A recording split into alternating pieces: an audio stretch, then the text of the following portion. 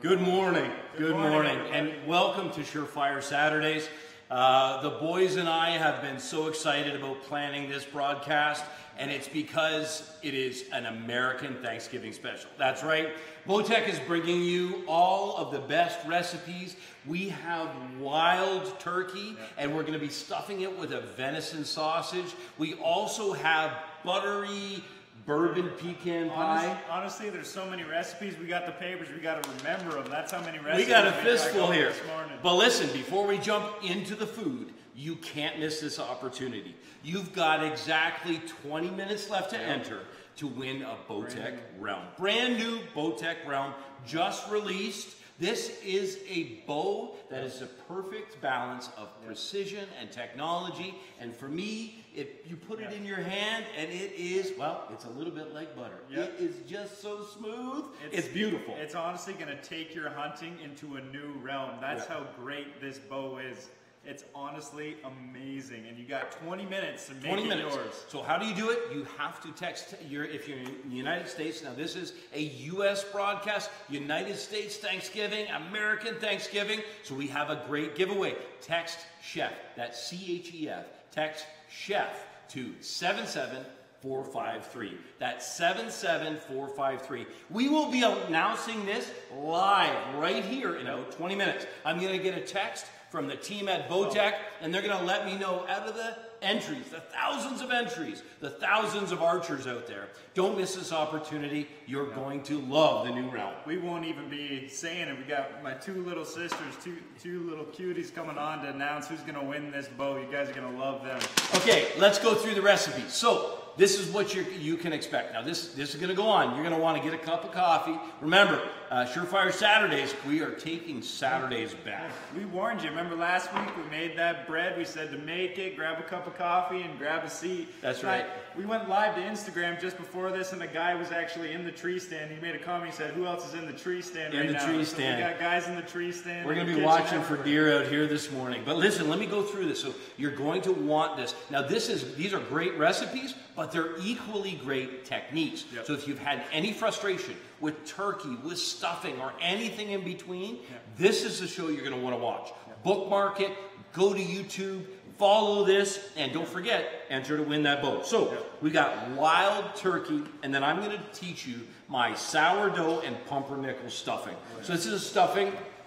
Yeah, grab those loaves of bread. It's been a huge favorite in my family, and we're going to use a little bit of venison sausage in it to give it some richness. So these babies are full flavored. That's one recipe. The next one, Dakota's going to teach you how to do mulled wine. Now, when it's a festive holiday season, like Thanksgiving, you want to maybe have a little bit of something that's got a little punch. Well, the mulled wine is beautiful. It'll warm the soul and the senses, and it's great to get your taste buds rolling for a good dinner. Oh yeah, definitely. I learned something the other day talking about how the tannins and how they actually cleanse the palate and the taste buds on your tongue. And if you have time, or maybe Dakota can bring it up later on to teach you a little bit about that and why you pair it with certain foods, it's really cool. You guys are going to love that. Then we've got sprouts, Brussels sprouts. Now, everybody turns their nose up, or lots of people do, but a lot of you out there know the secret. You don't want to blanch them, you don't want to steam them, you want to saute them. And we're going to be pairing them with bacon. So that bacon and caramelized Brussels sprouts, it's a perfect green. It makes green vegetables digestible. Butternut squash soup, that's going to be a beautiful recipe. So we've got a little something, got something for starters. Yep. These spiced mixed roasted nuts. You're going to love that recipe because that's something that you can give your guests before they eat. It's very earthy, very rich, lots of protein. Something you start right before your guests come because you got all those spices, all those nuts. When you roast them, it fills your house. It smells like Christmas or Thanksgiving, I guess. And then we've got this ruby port cranberry sauce. So I'm going to show you how to take just regular fresh or frozen cranberries and kick it up a notch by using a little bit of port, which is a fortified wine, and some beautiful spices. Then pan gravy. We're going to talk pan gravy. So we've got all kinds of recipes this Saturday morning. We want to start off by, first of all, saying thank you for joining us. We want to say to those of you who have Thanksgiving coming up, we wanted to give you enough time to get the ingredients together, to have a look at this, maybe watch it once or twice. Remember, this is going to be on live stream. It'll be on our Facebook page, Bowtech, all of our partner pages, and you'll be able to find it at our YouTube channel, The Outdoor Chef. So with no further ado, let's get started with some of these recipes. Which one do you start on? So, yeah, exactly. So what you start on with first is the stuffing. Because the stuffing has to be brought down to temperature, we got to start with that stuffing first. Nice. So the first thing I'm going to do is you want to make sure that you have a decent sized pan, a good large pan. And then we're going to use butter. So butter is really the thing that brings this together. Matter of fact, grab a pound out of the fridge. And you literally start by just heating up that butter.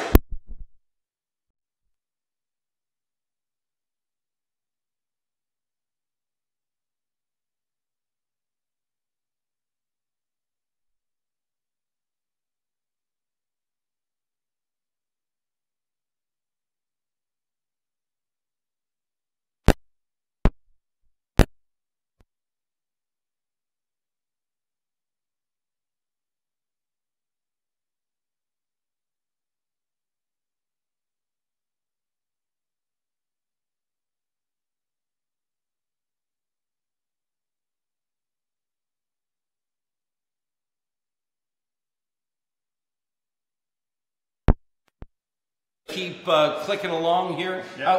And you don't have to, but if you want, tell us why you would want one of these new Bowtech Roams. They're an amazing bow, and we'd love to hear how you guys feel about Bowtech and how you guys feel about their new bows. We love hearing that kind of stuff. That's right. So what I've got is I've got that butter heating up. Now the base for this is going to be carrot, celery, and onion. So the carrot, celery, and onion are something that you'll hear us talk about all the time.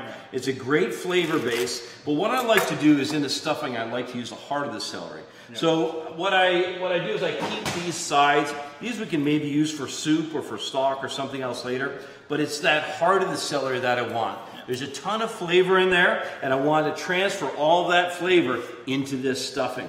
It's one of those things that, you know, when you add carrot, celery, onion, and I'm also going to add leek. These are flavor bases, so you can just have the nice bread and the flavor of the turkey, but what you're looking for is an elevation of flavor, and that's what this does. True. Especially when you saute it in the bottom of that pan, I'm pretty sure you're probably going to deglaze that pan, and you get all that flavor off that pan and all that stuff that would otherwise be missing if you didn't do it, and it really just adds that something that's really good. So what I'm doing right now is I literally just split the large ribs down the center, just so that when it does begin to saute down, that it breaks down.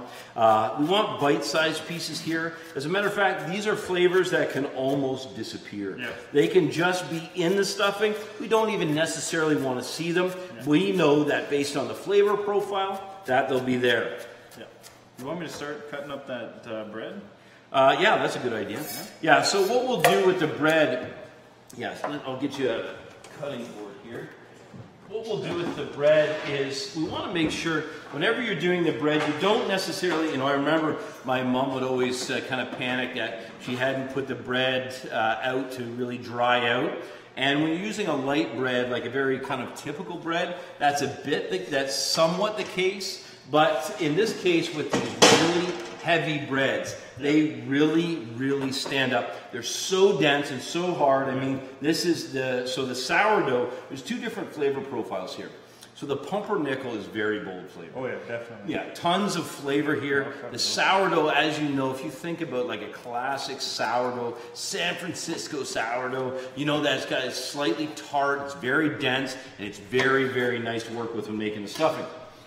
It smells great, eh? It smells great. So what Bailey's technique here, I'll just show you a little something. So when you do have a loaf of bread that's round like this, we always want to work with the knives in a way that it's most safe. So the first thing he did is he split it in half. Then what I want you to do is I want you to turn it on its end, and look at that, I have a flat side again. It allows me to pass a knife. Now I'm using a serrated knife.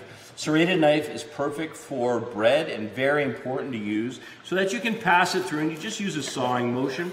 Now make sure that these are bite-sized pieces. Yeah. We want bite-sized pieces, and think about, I always think about like my mom or Cindy's mom, Nana, and think about, you know, like a very delicate bite for anybody. Don't want it to be too big and don't want it to be too chunky. You can see here I'm just melting that butter, and all I want to do, I'm just going to melt that whole thing, and I'm going to just slightly brown it so I get a ton of flavor going there. Never have enough butter. For those of you wondering, Dakota will be joining us. He's just, he's working, we call Dakota the mechanic because he looks after all of our technical stuff. So you can see here, I've got all of the celery prepared. And if you're ever wondering, like, how much should I put in? How much is too much? What I always like to do is, for this, I like to do a good handful of each. And if you have equal amounts of each, that's also very important. And just a separate note on this pumpernickel of the bread, like he said, you lay it flat on that flat side and cut those inch-wide pieces. Then you take about a stack of 3 is good. You don't want too much, otherwise it falls apart. You lay that flat, and again, you go with that same size cut, down that way, and then as you get done that, you flip it around once more, do the same thing once again, and then what you're left with is about these little tiny bite-sized pieces of joy. Yeah, and they're not crushed and they're not cubed, you know, they're perfectly cubed. They're good. Jeremiah is asking, is it better to use fresh or old bread? Oh, great question, Jeremiah. Thanks for watching. Jeremiah, fresh or old bread? You know, that's the point I was making right here is that, so this is fresh bread. Of course, you can keep end trimmings for stuffing. The whole purpose actually of stuffing, if you go back to why it was originally done, is it would be the end-use bread, the bread that wasn't used. Rather than throwing out, you just toss it in the freezer. And of course, bread just loves to soak up all these flavors. So you can really use fresh bread if you haven't prepped for it ahead of time, or you can use old gnarly bread. Whatever you've got, it's going to soak up the flavors beautifully. And on that note, I find everyone thinks Thanksgiving or stuffing's a Thanksgiving or Christmas thing. Stuffing is a great side for all times of the year. If you got that extra bread kicking around, or you bought too many loaves, if you're having dinner, make some stuffing. It's honestly a great side. So while we're cooking away here, I want to take this, if you're just joining us, I want to remind you of something really important. This broadcast is brought to you by Bowtech. Bowtech Archery has just released the Bowtech Realm. Brand new bow for 2017-2018, and you have exactly 5 more minutes to enter. What I want you to do to get that link to enter is to text CHEF. That's C-H-E-F. Text CHEF to 77453. Do that right now if you're in the United States, and take this opportunity to win a Bowtech Realm. Good morning, everyone. Sorry I didn't join you earlier. I came over here because I'm smelling this beautiful butter. Careful. Yeah, man, that smells so good. Oh. So, you know, if you ever want to get anybody out of bed, we always often end up cooking Thanksgiving. Oh, yeah. But if you want to get anybody out of bed, like Bailey said, start using the spices or start melting some butter. It's a surefire way. So Bailey's going to keep going on the bread here. What I've got, and actually I'll flip around and I'll do a little bit. But you can work a little bit the leek, and I think let's show them the technique for the carrots of just peeling. Just peeling. I can grab a peeler for you. These are some beautiful ingredients, folks. What you want to start with is some great ingredients, right? Start off with amazing ingredients and you'll have the best results. So we're just going to peel this carrot here. This is a Y peeler. You can use, obviously, just the regular peeler that you've seen, but these Y peelers make really short work. And I'll show you a really easy technique. If you take the carrot, lay it in front of you here, and you just turn it slightly with your finger, it makes quick work. And you just keep rotating it just as you go down it, just like that. Making sure not to take too much of the carrot off. Now, if these carrots were, These aren't as new a carrots, but if they were new, you could just scrub off some of that dirt and just leave that skin right on there. How are you making out there? It's going good.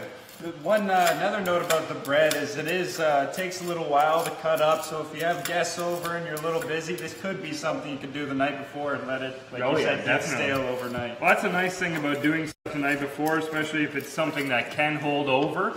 You want to do it so those flavors have time to like marinate together, right? Yeah. Oh yeah. Are you just peeling? I remember, I can't remember if it was Thanksgiving, but we did the technique once of instead of chopping, we just kept peeling the carrot all the way down. That's what we're going to do right now. That's what we're doing right now? Yeah. Oh, okay. I thought he was just peeling. Oh, that's what we're doing right now. Okay. Yeah. So what we'll do is we'll get all this skin out of the way and then we will show that. So I'll show that technique now. So you want to get all this skin out of your way here. Take a look at these two breads, guys. Look how gorgeous these are. And you can just imagine the two separate flavors that come from that.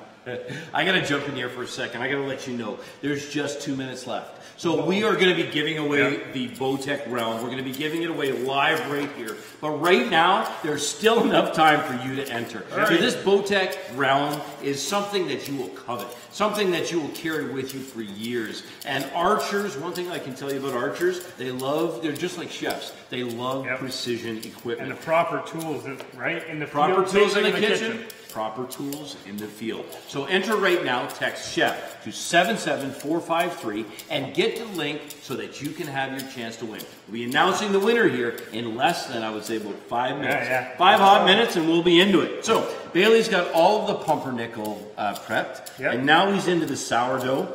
One of the things, this is what I love about sourdough, it's just, so when you have a look at that slice, you can see there. That's just beautiful. Look at that texture, eh? It's so, and so when you bite that, and it's just like, you know what it is, actually? It's a food sponge. Oh, it is? Sourdough is a food sponge. All of this is going to be soaking up that flavor. And now, Dakota, let's, show that. I love that. Now, I've just worked down all the way, got rid of that skin, but then look now at that beautiful carrot. So it's ribbons. By the way, little side note, if you want to do carrots in your salad this Thanksgiving, instead of cutting, you know how when you get a piece of carrot and there's a lot of bite, make it rain carrots. And there's that bite, there's that heavy bite. It's okay. Got some brown butter here? Yeah, but think about how beautiful and delicate a ribbon of carrot would be in a salad.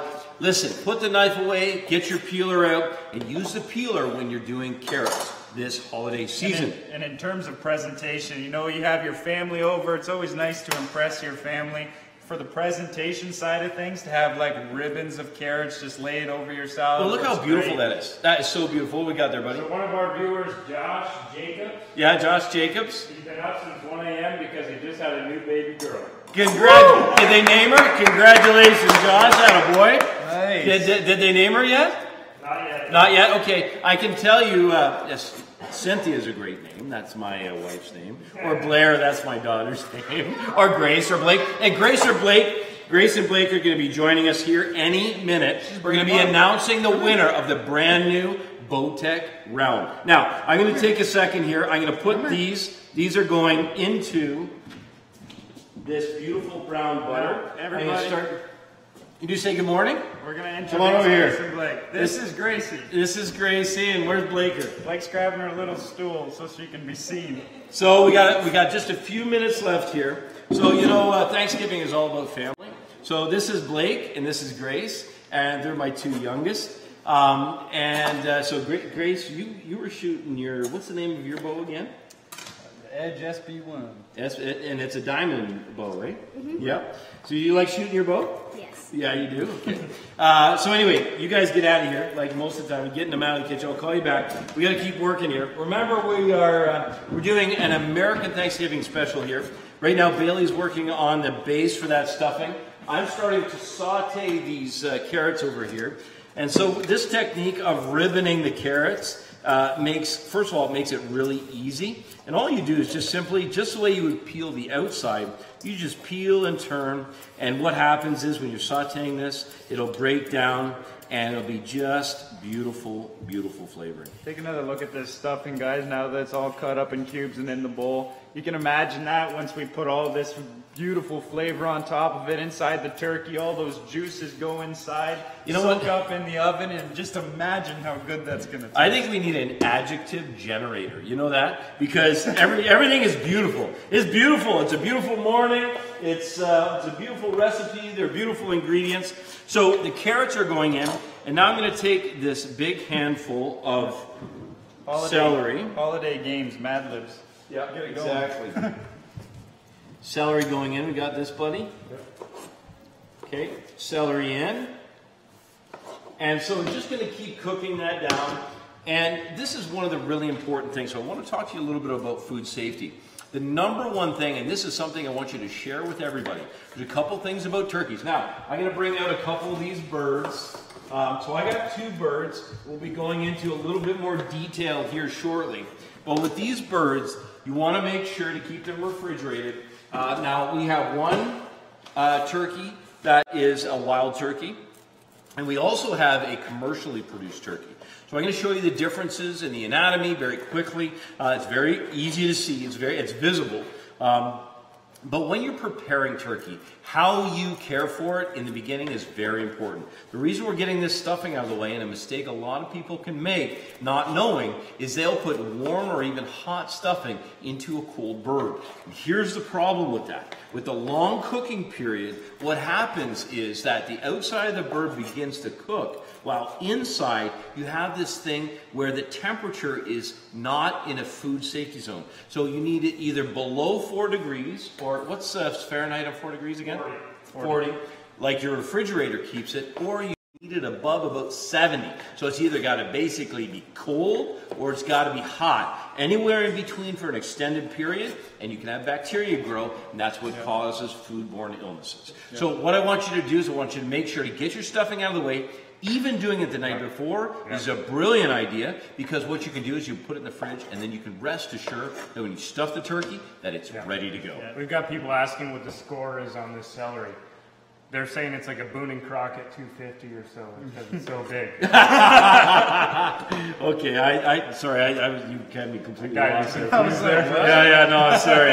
I'm focused on turkey and safety. I didn't know you could score celery. Yeah, I know. That's food tape, new product right there. Yeah, no, that food tape. That's right. We got a big one here, on the folks. edge of the knife, right there. I don't know. It's about would you say it's a 4.5 or a 5.5 year celery? Something like that. So listen, we've got. Right now, the team at Botech is going to be generating a winner. I can tell you right now, they're going to be generating that winner. We'll be announcing that here very shortly. So let's keep going. We've got to do some leek. We'll set this aside. Just pop that over there. You're going to love these recipes. That bourbon pecan pie. You know what, Code? I think we could probably use one more carrot, but I want to show you this. So the leek is something that is just beautiful. It's one of my more favorite ingredients. More so because it's less used. It's used not as much as you would expect. Now I'm just going to take an outside piece off this, and you'll see I'm going to use that outside piece later, but it literally comes off just like a sheath. Look how beautiful that is. That's a beautiful leek. Oh, it's absolutely gorgeous. So the thing about leek is the top part, that dark green part, that's not something you really want to eat. But the light green part right near the edge of that is just fine. So I'm going to take that off. Yeah, leek are generally, they're grown in sandy soil. Well, a lot of times they really do need to be rinsed. And the best way to rinse it is literally just to take and to slice it in half. I'm going to take and slice this into 2 halves. And I'm going to rinse that root bottom. I'll show you that cross section. Because what happens is you get a lot of sand down in that bottom. So down in the bottom here, you can see that cross section. Down in the bottom here in particular, and we'll see if there's any sand or anything in there. These are actually pretty clean. But in all those folds, it's not uncommon to get that sand in there. And so you want to make sure you give it a quick rinse. And then when you do, we'll just quarter that up and get that full. Remember when we passed by that field where they were just harvesting the leek? Oh man, you can smell it for a We mile. were passing by in the car, and the car just all of a sudden filled with the smell of leek, and it was amazing. So harvest time, the nice thing, of course, Thanksgiving is done at harvest time because historically, this is where everybody would go, well, how do we make out this year? And of course, great Thanksgiving comes from having abundance and having a great crop. I'm going to give these a quick rinse. So Bailey's got all that prep. You got it mixed thoroughly, I see there. Yep. Something that we like to do is we actually use the pan that we're going to roast the turkey in, and it makes a great place to mix the stuffing in. So if you want to dump those in there, Babe. Yep. So we have a question. What type of onions do you use? Sweet, red, yellow? Okay, so for cooking onions, to be honest, you could use a Vidalia, you could use a yellow onion, a white onion, a red onion.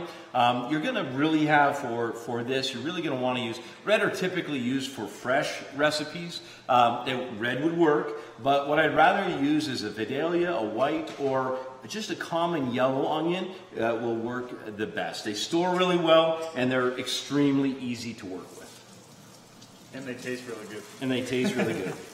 I'm just rinsing off this leek. Bailey, if you want to get some bay leaves, so you got some bay leaves there. Show the folks at home. They're right there in front of me. There they are. Show the folks at home bay leaves. So if you have access to fresh bay leaves, I love the fact that they're kind of available. These are sauteing up nicely. Got to find the sweet focus spot on this camera.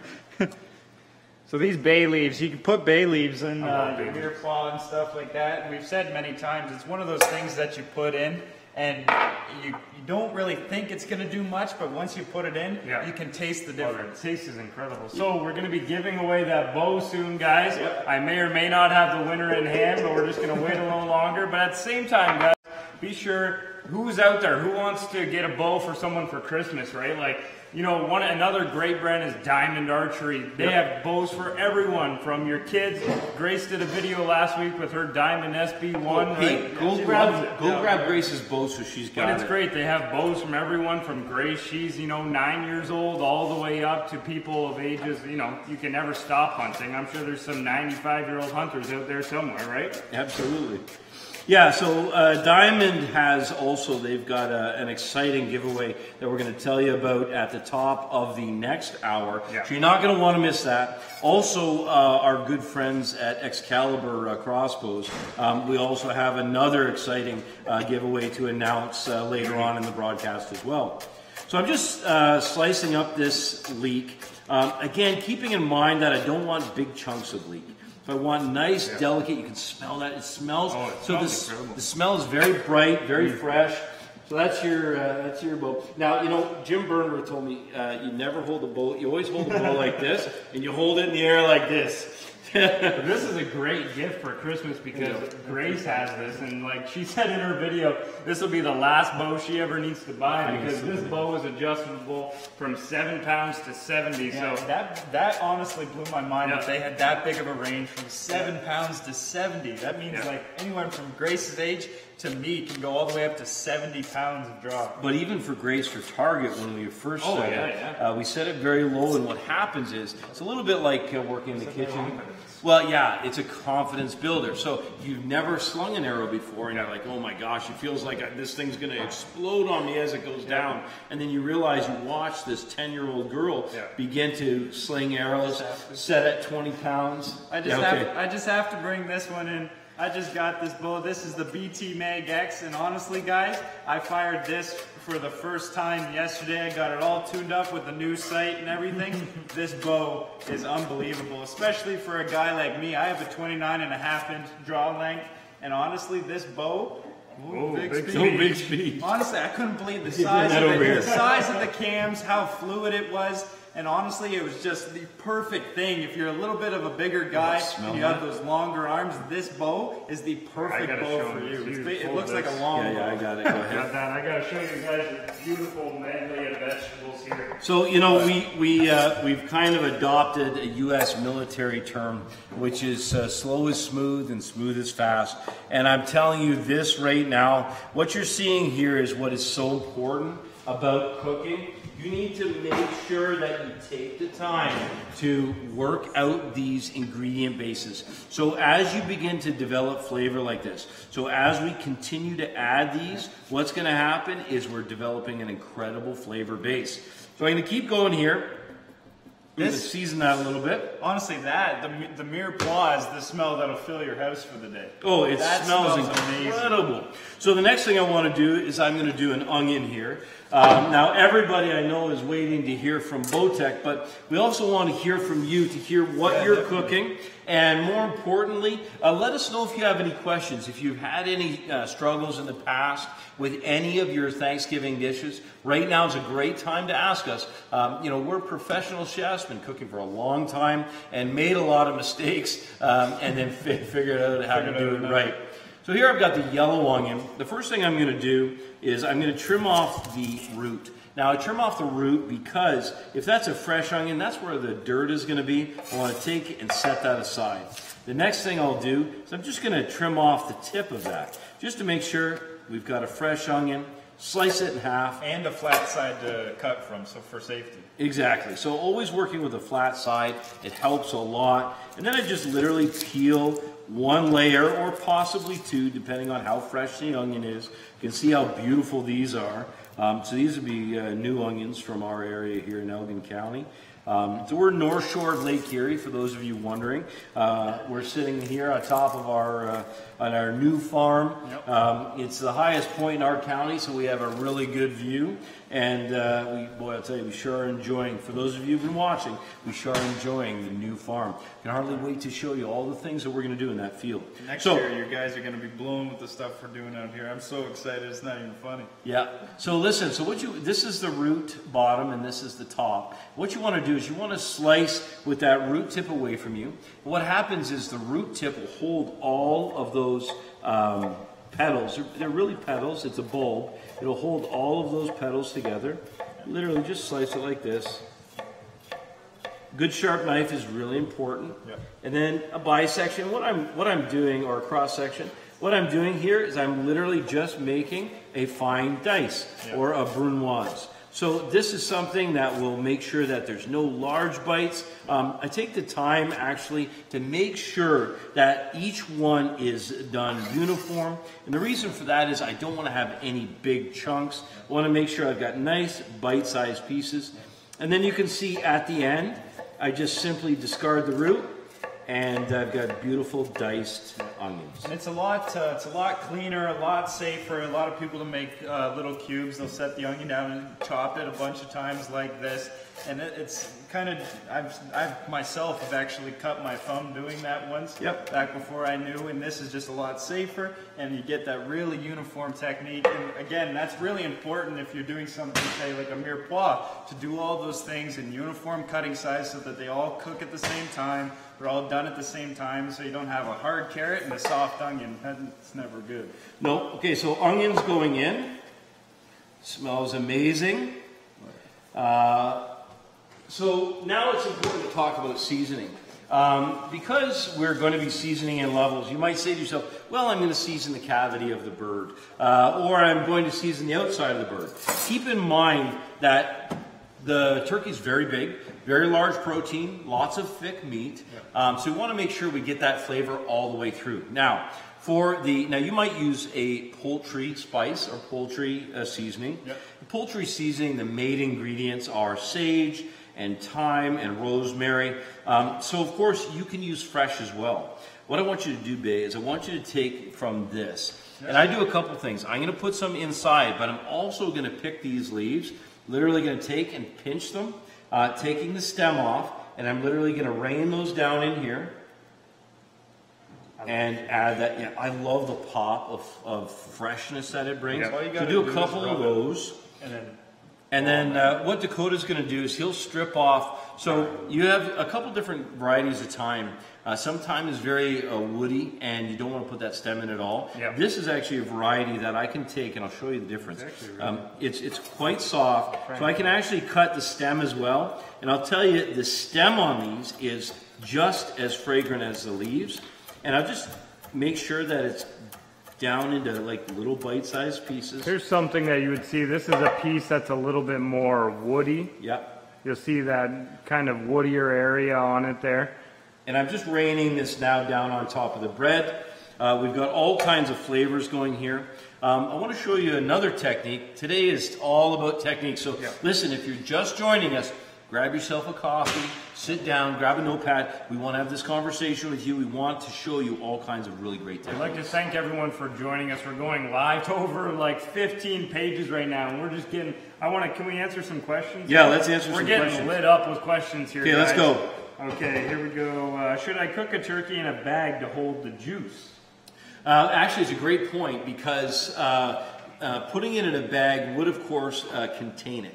But what we're going to show you is we're going to cover it with foil. Yeah. So what you do, but they do bring up a very good point. A dry turkey is a turkey that you have not controlled the environment. Yeah. So we want to control the environment for almost 90% of the cooking time. We want to keep that foil on. Now, one of the things I used to do when I was a kid is we were always so concerned about basting the turkey. Basting, yeah. And what happens? Every time you open the oven, you lose heat. Every time you open that, you lose all that moisture. It's interesting that the very thing that we were taught to do in basting the turkey to keep it moist is the thing that actually works against it. Yeah. So imagine what we'll do is we'll put that tent of foil on, and then what happens is I have a permanent humid environment where the moisture cannot escape, and it keeps that, it's a small amount of pressure, so what it does is it keeps that moisture inside the turkey rather than every time you open it up, letting it out. Now, once the turkey reaches almost doneness,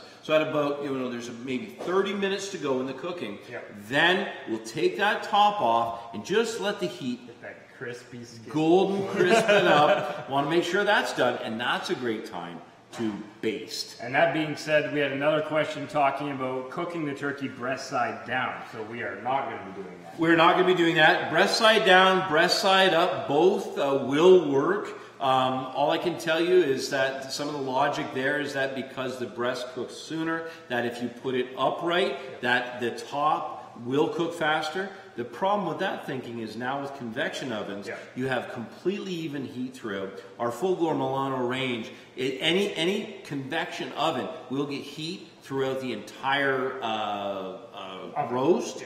And what happens is when it's covered, it doesn't matter if it's upside down, sideways, it's going to have the same consistent amount of heat throughout the cooking time. And another question we have is someone was saying that Russell Higgins was saying that he hasn't quite gone out quite turkey hunting because he's heard wild turkey is very gamey. Right. And I mean, so our experience so far is there is a difference between a commercial turkey and a wild turkey. There is a difference. I think now's the time to look at that. And so the thing is, here's a wild turkey here. This bird. I was going to say. Can you bring out that black board there for me, please? Yes. And so there is a difference between the two, but we've taken both older tom turkeys and younger, and there's also been a difference there. So the younger turkey obviously tasted a little less, what you want to call gamey, just had less of that wild turkey flavor as it was younger. And this bird here, this bird was 22 and a half pounds. He was an older tom. I'm sure you see him in our videos there. So he was an older tom, and you can see this dark meat here, eh? Yeah. Get another one of these boards out. We're going to do a side by side here. Grab those paper towels as well. We're going to do a side-by-side comparison here just to show you. So you have to know, for me as a professional chef, I'll get that out for you. Yep. You got it there? I got it. Take that out. Oh, you should grab that heart. And this is why we're doing two birds. We're doing both a wild turkey and Spin it a around commercial so it's the turkey same for size. this very reason, so that we can show you the differences and you can be extremely accurate when you're cooking both. So these are the Bowtech twins, okay? Why don't we turn them around? So we definitely, okay, good idea. Staring down the business end. Okay, so you can see the biggest difference here, obviously. This pronounced breastbone, that is remarkable. That guy goes over there. So you can see that incredibly pronounced breastbone. And then here, the size of these, the white meat or the breast meat, these are honestly, look at the difference. These are honestly 3-4 times the size by volume, by mass. But you can see, the legs on these guys, if any of you have ever hunted the wild turkey, you know those son of a guns, they run like the wind. So, first of all, this has been brined, and what I want to talk to you about for brining, so this is actually coming along. I'm going to come back to brining in just one moment, but I want to, I've got to put this on so that our stuffing can cool down. And I'd just like to say something for me. When I first started eating wild game, I didn't really notice the gaminess, especially with venison, but with the turkey, I really did. And the one thing I did is instead of, because you have a mindset of turkey from buying conventional turkeys from the grocery store, I took it in my mind as kind of thinking of it as a different meat. No different than turkey is different than chicken. So I was like, this is turkey, but I thought of this as almost like I'm trying a new meat. Well, and that really helped me get over it. Especially because you're looking at a completely different diet as well. Well, and that goes to someone's question. They said, did we notice a difference in geological location? And that we have. So here in Ontario, we've hunted turkeys in our area. In our area in southwestern Ontario is mainly, it's all agriculture, corn, soybeans, and so on. My arm's getting tired. I got to show this. Okay, show them that. So I just want to show you this for a second. You can see how that 1 pound of butter, while it seemed like a lot initially, that right now it's completely soaked that up. And then I'm going to put this on top. I'll hold. You finish up here. Yeah, and then we hunted turkey up north here in Ontario, where they would be much more wild. They're basically forest-dwelling birds. No crops for them to eat, and there was definitely a distinction in flavor difference. That being said, also with the deer, because their diet is completely different. Okay, so let's get a close-up of this. I want to show you how we put this together. So you can see I've got a nice large pan. There's a reason why I always put it in the pan. First of all, it's just a little bit easier. You know, the least amount possible of cleanup always helps on a big day. Also, in this case, we're going to be making a pan gravy. So anything that kind of gets left in the bottom of this pan will be a good thing. Before you season that bay, I want you to work that all through there. Sounds good to me. A lot of folks are asking about smoking turkey. Yeah, smoked turkey, also deep fried turkey. So obviously smoking turkey is going to be about the same pace as baking it in your oven. So a smoked turkey you're going to do at a lower temperature over a longer period of time. What we want to do, and with the wild to table movement, is we want to make sure that we make this food as palatable to everybody as possible. Now, as you know, smoking adds a lot of strong flavor. Now, that strong flavor will match nicely with the strong flavor or stronger flavor of wild bird, but let me tell you what brining does. So brining, and what I did, I had a flavor base, water, about half cup of sugar, half cup of salt, and then we added some flavor. I had a little bit of wine, you could add beer, you could add whatever you want, but what that does, imagine it's just like an exchange program.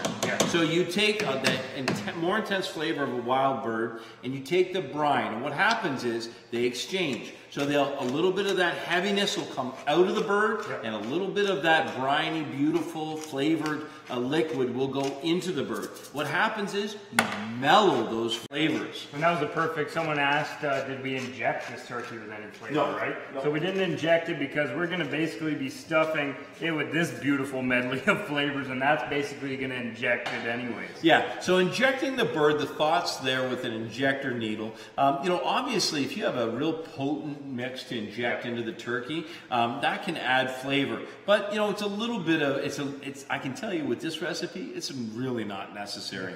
What I've got here is a chicken stock. You use vegetable stock, but I'm just going to use this, and I'm going to pour this over top of the stock. And then I'm going to get Bailey to work that in. So once again, I'm adding humidity. I'm adding a liquid. And by adding this chicken stock and stuffing it inside, I'm guaranteeing that I will not have a dry turkey. I want to tell everybody that's watching, when we're done this broadcast, obviously we can't stay live for the full roasting of the turkey, but we're going to be coming back live, and I will slice it open for you, and I'll prove to you how beautiful, juicy, and flavorful this will be. So, I think it's time to give away the bow. Is it? Okay, get the girls, let's go. So we'd like to thank everyone for entering this contest. Now keep in mind, you can still text Chef to 77453, and you'll still get a notification every time we go live. So be sure to do that, because you're not going to want to miss all of these amazing recipes. But it is time to give away the realm. Okay, so let's first of all, here, Blake, let's stay. They're front and center. You stand up there. Let me see. Let's see, where are they from, first of all? Okay, let's see. We got so many people who are watching us from the woods right now. Oh, really? Watching Okay, us in the well. stand saying they got bucks walking by. Nice, we gotta check and make sure we got none of Stop Okay. watching and shoot. So our winner.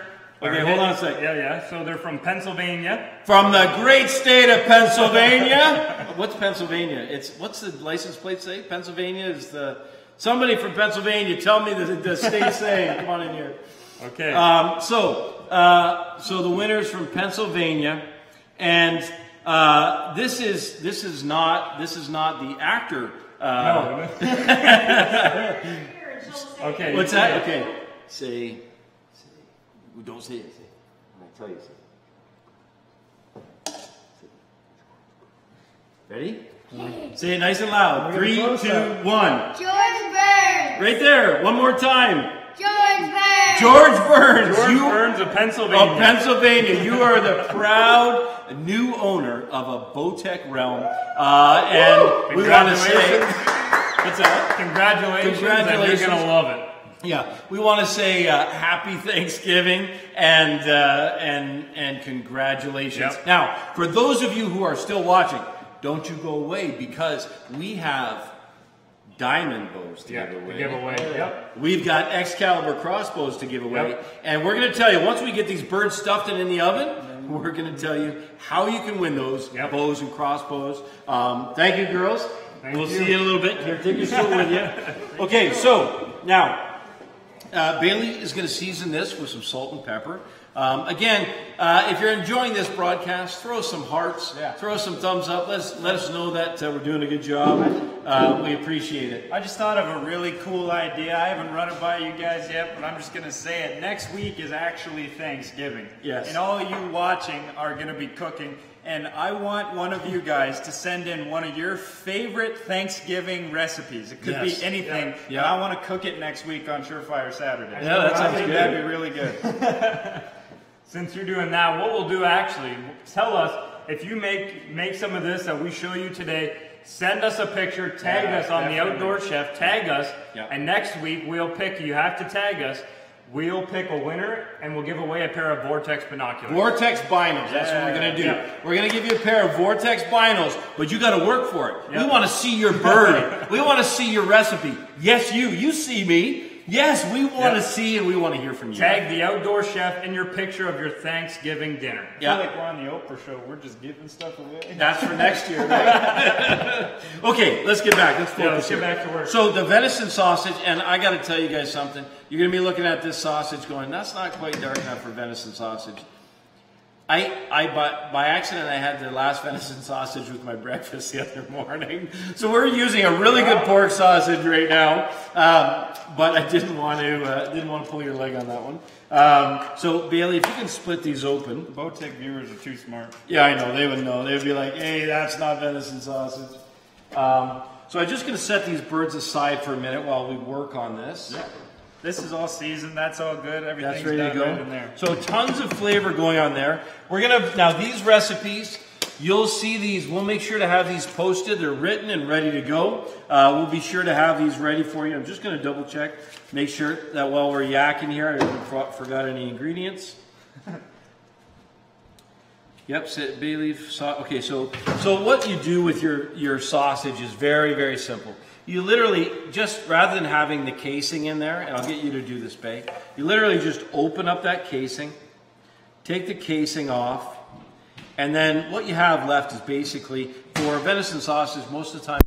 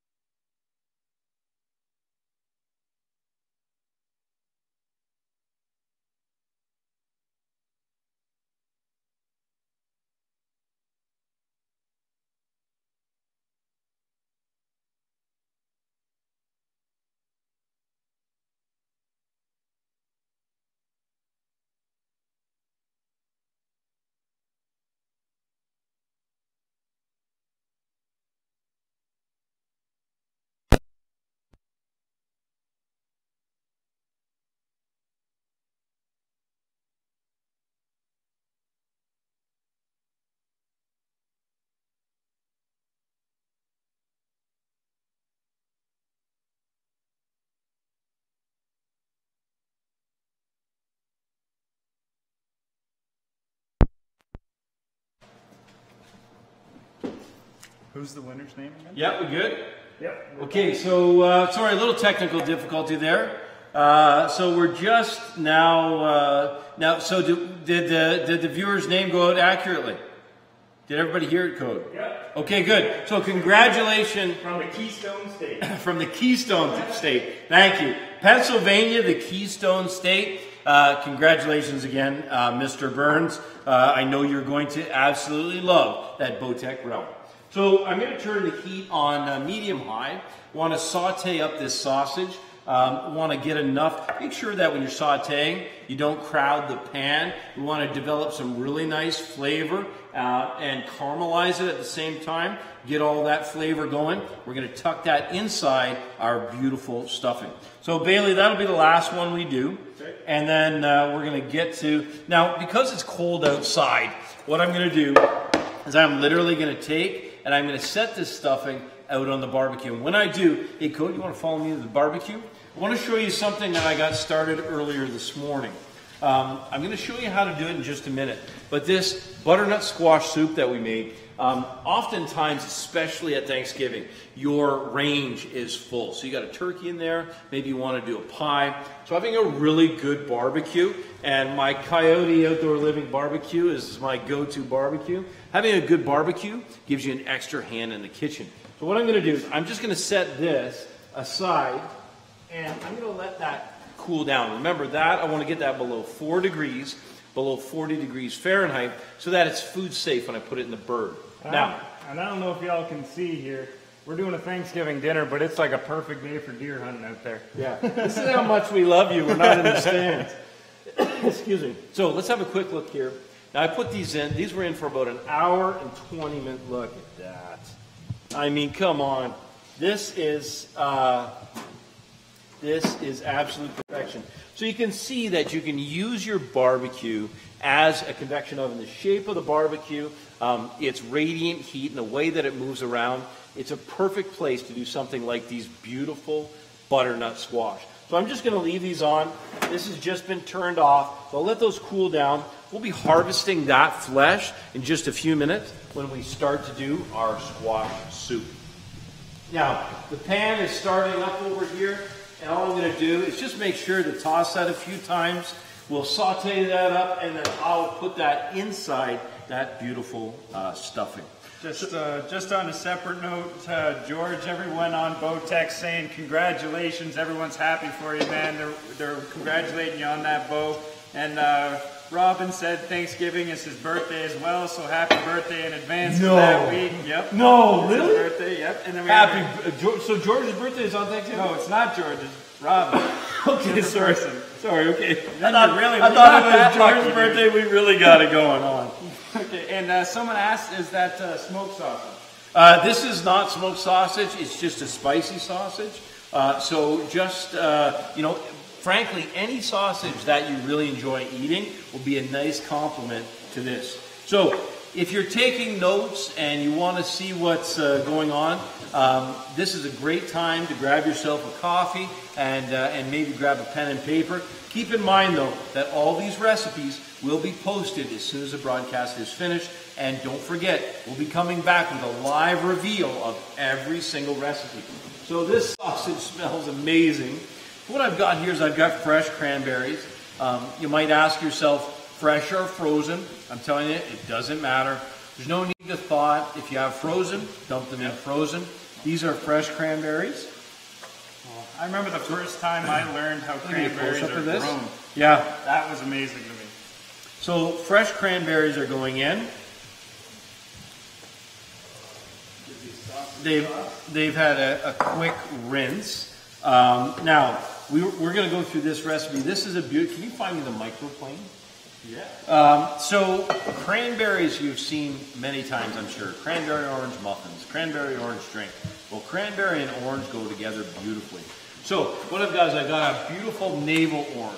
And I'm going to use the juice, but I'm also going to use the zest. Now the zest has all of those beautiful oils in it. The zest is really important to use, and man, it'll smell good. Oh, yeah. And so all you need to do is just use a microplane or a fine This is fine one grater. tool in the kitchen with all of our recipes that you can't be without. The zest of any zest is amazing. Of any citrus, Of yeah. any citrus, yes. Yep. Lemon, orange, anything. It's great. Adds a flavor that when it's not there, you realize it. Okay, so what I need now is, whenever you're going to juice something, you just give it a quick roll. It loosens up all those little pockets of juice. Also, your hands smell fantastic for the rest of the day. And I'm just going to use a ream. If you don't have a ream, usually if you don't have a ream, what you can do is you can use a pair of tongs like this. It's like a power assist. So if you can't quite squeeze it, this will help. Some leverage on it. Yeah, exactly. This helps really, does a really good job. Yeah. This, the ream does a great job too. Gets I'll let all you those- do that. I'll let you guys do that. I'm gonna. Get some, Yep. No, that's good. Just get that. Citrus smells This incredible. citrus smell good. Oh, Want some orange juice? yeah, I do. Yeah, it would be great to use smoked sausage there. Just add that other level of flavor, right? Oh yeah, like smoked sausage. Smoked would be great. venison sausage would Again, be awesome. all I'm wanting to do with any recipe right now, especially if you're introducing wild game to Yep. new people, and that's what this is all about. Over the next year, all we're going to do Yep. is do recipes that make this so that, you know, the people who are a little bit of a skeptic, Yep. they start to enjoy it. Because as soon as they enjoy it, we get that out of everybody's heads about it Yep. being gamey. Yep. That will really change hearts and minds. So I'm just going to check. So Yeah. here's the thing. You want to grab the port. Pork, yep. Yeah, the port, and we're going to use brown sugar. Now, port is a fortified wine, which means you have wine and you got a little bit of booze in there. The two together is magically delicious. It's so fragrant and so delicious. Using a ruby port, you literally just pour that in, give it a good glug. Keep checking that recipe for me, A bud. little more than the glove coat. So now keep in mind that as we cook it, the alcohol value will be gone. So you don't have to worry about serving this to kids. It's a nice rich flavor. And if you really want to make sure that every single bit of the alcohol is gone, put it into the pan first and you can heat it up when it comes to a boil. You'll be getting rid of all that. So in with the brown sugar. Now we learned from last week. Now help me review last week. I want you to go back. If you're looking for a really good dessert, go back to last week's broadcast and check out, we made a pumpkin bread. yeah. So that pumpkin bread, Pumpkin bread pudding, man. That was just delicious. incredible. So if you're watching then, you'll learn and know that brown sugar is not only just sugar, it also has molasses and a really nice flavor profile. Yeah, we did a whole thing. We showed the molasses. If you've never seen molasses before, and molasses is made out of dates, right? No, Or sorry, sugar beets. Sugar beets. Well, sorry. sugar beets, sugar cane, Yeah. a combination of things. So cinnamon stick. Now I want to put some whole cloves in here, but if I put whole cloves in, I'm just going to lose them. So what I do is I just take, and this is why I use a whole cinnamon stick. Yeah, you just shove them in the You cinnamon just stick. shove them in the cinnamon stick, and then you won't lose them, but you'll get that incredible flavor. Don't overdo it with the cloves. Cloves, of course. Very pungent and powerful. If Yep. you ever, little trick is if you ever have a toothache, Yep. you ever just got a tooth pull, or you have a toothache, you take a whole clove, put it in your mouth right on that spot, and it goes completely numb. Yep. So imagine we want a little numb, but not a lot. So cloves are going in. Those sausage smell good. All right, so let's keep checking here. What do we need now? We got cinnamon, ruby port. So star anise for me are really the they're the big showstopper here. Star anise is licorice. Smells like black licorice. It smells fantastic. So what you have to do is you just have to fish out. Make sure you have some whole ones so you can fish them out later. And I honestly can't put enough of this in. So star anise in. I'm going to put 3 or 4 of them in. And then I'm just going to literally add. You got one. Let's put one more orange in there, just the juice. And that's it. The nice thing about making a cranberry sauce yourself, you know, the canned stuff is fine. We say it all the time. Use whatever you have access to. Food is all about sharing the food, not about the snobbery that sometimes goes with it. But listen, if you have access to fresh berries or frozen berries, try this recipe. Even if you have a couple of these ingredients, it's going to be elevated considerably. Plus, smells great, looks great, and don't forget, for your moist maker the next day, right? Oh, yeah. Joey, Oh, yeah. for your sandwiches the next day, there is nothing Is it Ross, the noise maker? Okay, sorry. There's nothing. I figured it was food. It was Joey. You put cranberry sauce on that sandwich. And why the cranberry sauce? So cranberry sauce, think about how much different heavy food goes with Thanksgiving.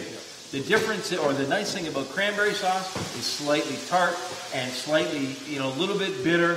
So it cuts through that a little bit. That's what makes it such a nice compliment to the turkey. That's it, man. Perfect. Okay, grab our stuffing bag. Now, what I'm going to do with this, I love it. People are like saying they're like in the stand hunting right now, like watching. If you guys are in the stand hunting right now, let us know where you're hunting in or what you're hunting. I love it. Send us a picture in the stand. I love that. Put that right in the comments. Take a picture of yourself in the stand. If this doesn't motivate you to fill your freezer, I don't know what will. Send us a picture of your bow in the stand. That'd be cool. So, what you're hunting with. What are you guys hunting with right now? Yeah. So what we want to do with this cranberry sauce now is, I love recipes where you can kind of set it and forget it. With this, we need a little bit of salt. Okay. Even when you're doing sweet recipes, you should always be thinking about adding a little bit of salt. You do it in your baking. I want you to do it here as well, because the little bit of salt, perfect. That little bit of seasoning, all that's going to do is just going to accentuate and make a nice flavor profile. That reminds me, someone was asking, are we using unsalted or salted butter? So, great question, unsalted or salted butter. We're always using unsalted, and the reason for that is, especially think about, the best example I have is a soup. So let's say we have it in a soup, perfectly seasoned, right? And then we're concentrating that flavor. Instead of having it perfectly seasoned now, it's going to be over salty. So if you just have salted butter, that's okay too, but just keep in mind that when you're adding salt to your recipe, back it off a little bit. We don't want it to be over seasoned, so that's a great question, thank you. So let's get this on just like medium heat. I'm going to cover that up, and just literally they're going to boil those cranberries. They're going to start busting open. They're going to soak up all that flavor. Once they've done that, I'm going to uncover it. And I'm going to reduce it a little bit. What I mean by reduce is I'm going to concentrate the flavors. I'm going to get rid of some of the water. Whenever you're concentrating a liquid or a sauce, what you're doing is you're just evaporating water. You're leaving all the flavor and you're concentrating that flavor. So, just a quick note, if you're just joining us, it's an absolute pleasure to have you joining us for our American Thanksgiving special, sponsored by Bowtech Archery. We're starting to get some recipes down now. We're slowly but surely making our way through all of these. That's right. So now what I'm going to do is, Code, you want to... I'm just going to pour off a little bit of this excess fat. Okay. I'll just put it in a cup here. Silver bowl? No, I got it. Sorry, I'll just put it in a bowl. A little bit of this fat is fine. Of course, it's pork fat. I just don't want it to be like overwhelming. Oh, I don't know, man. Look at that flavor. I'm leaving that in there. That's too good. That's too good. That's why, the food coma that comes afterwards, it's okay. It's all good. Just let it It's all good. Embrace it. Embrace it. Everybody needs to go down. Be the sausage. So I'm just going to fold this together. Yeah, okay, you go ahead and do that. Fold that together nicely. Pardon me. The smell coming from this now, between that mirepoix, even the salt and pepper, and the sausage, it's starting to smell amazing now. And that sage, I just smelled that sage too. The sage is nice. I'm just going to take a few large sprigs. I'm just going to take some sprigs now of thyme. We'll fold that in there as well. So you can see that stuffing. You can imagine doing that stuffing ahead of time, how much time it would save you the morning of Thanksgiving. Do this the night before or even 2 days before. Make sure to refrigerate it because it's got chicken stock and butter, but this is something that will only get better in time. Think about the best soups, the best sauces. They all get better with time. It's going to be the same thing with this. Here's a question I'm going to throw at you. What's better, Thanksgiving dinner or Thanksgiving leftovers? That's a common argument we have in our family. The Thanksgiving sandwich or dinner, which one do you guys like better? So is it leftovers or is it the dinner for you? Do you want what comes afterwards or is it the first serving that really gets you going? Listen, I just want to remind you that we've got a bourbon pecan pie that we're going to be preparing here shortly. I'm going to teach you how to make Brussels sprouts in a way that everybody's going to love them. That's got to go back outside. And then, you know what, Bay? I need some cleanup in aisle 11 here. We got to keep rolling. We got a question? Daniel Schilling is saying he's turned many people into loving wild game. He was out this morning for a little bit, not much movement in Iowa, but he's got 2 doses down with the Insanity bow from Bowtech this year. Still waiting for the big guy. Nice, very, very in nice. Iowa, you can get her done. All right, Iowa. Thank you, Iowa. Yes, Cindy. While you were busy cooking, there was some deer out here. Okay, so we do have deer in the field. That would have been information that was helpful a little while ago. But we got deer in the field. It's a beautiful time of year. It's a great time for family. You know, we talked about it last week on our Remembrance Day broadcast about those people that we got to call. I got to say it. Thanksgiving is the time where you got to reach out, maybe to an old friend we haven't seen in a little bit, maybe to a parent, sibling. Thanksgiving is the best time because everybody's hearts and minds are open and ready, and it's a great time to be able to be thankful for everything that you have and think about the year past and the year ahead. I know that's what I'm thinking about. Jeremiah's already asking what we're doing for a Christmas special. And we just so happen that the 23rd is a Saturday. So It is. right before Christmas. Yeah. Okay, so let's talk Christmas here just for 1 minute. Now, Diamond Archery is giving away a bow. And it's going to be available to you. Yep. We're going to close. It closes on the 15th. So, as a matter of fact, can you bring that up online? Dakota's going to bring... Huh? Dakota's going to bring it up right now. Okay. So we're going to bring that up. I want to talk to you a little bit about that. So that's the one we wanted to announce, that Diamond is giving away a bow.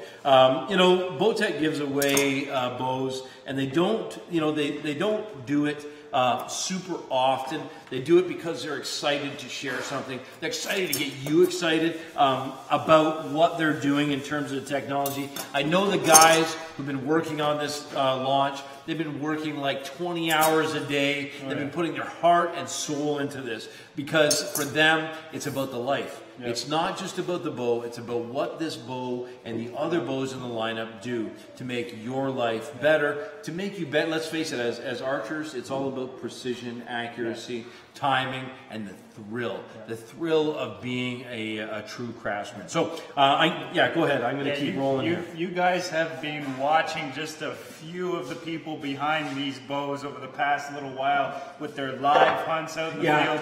These are guys who are in the field just like you, and when they look and talk and think about these bows, they're making it for their own lifestyle, and they're matching it to that hunter lifestyle, and you guys live in that too, and it creates this great relationship, and it honestly, it creates a great bow. So what we're going to do now, so we've got, let's just do a quick recap. We've got our stuffing ready.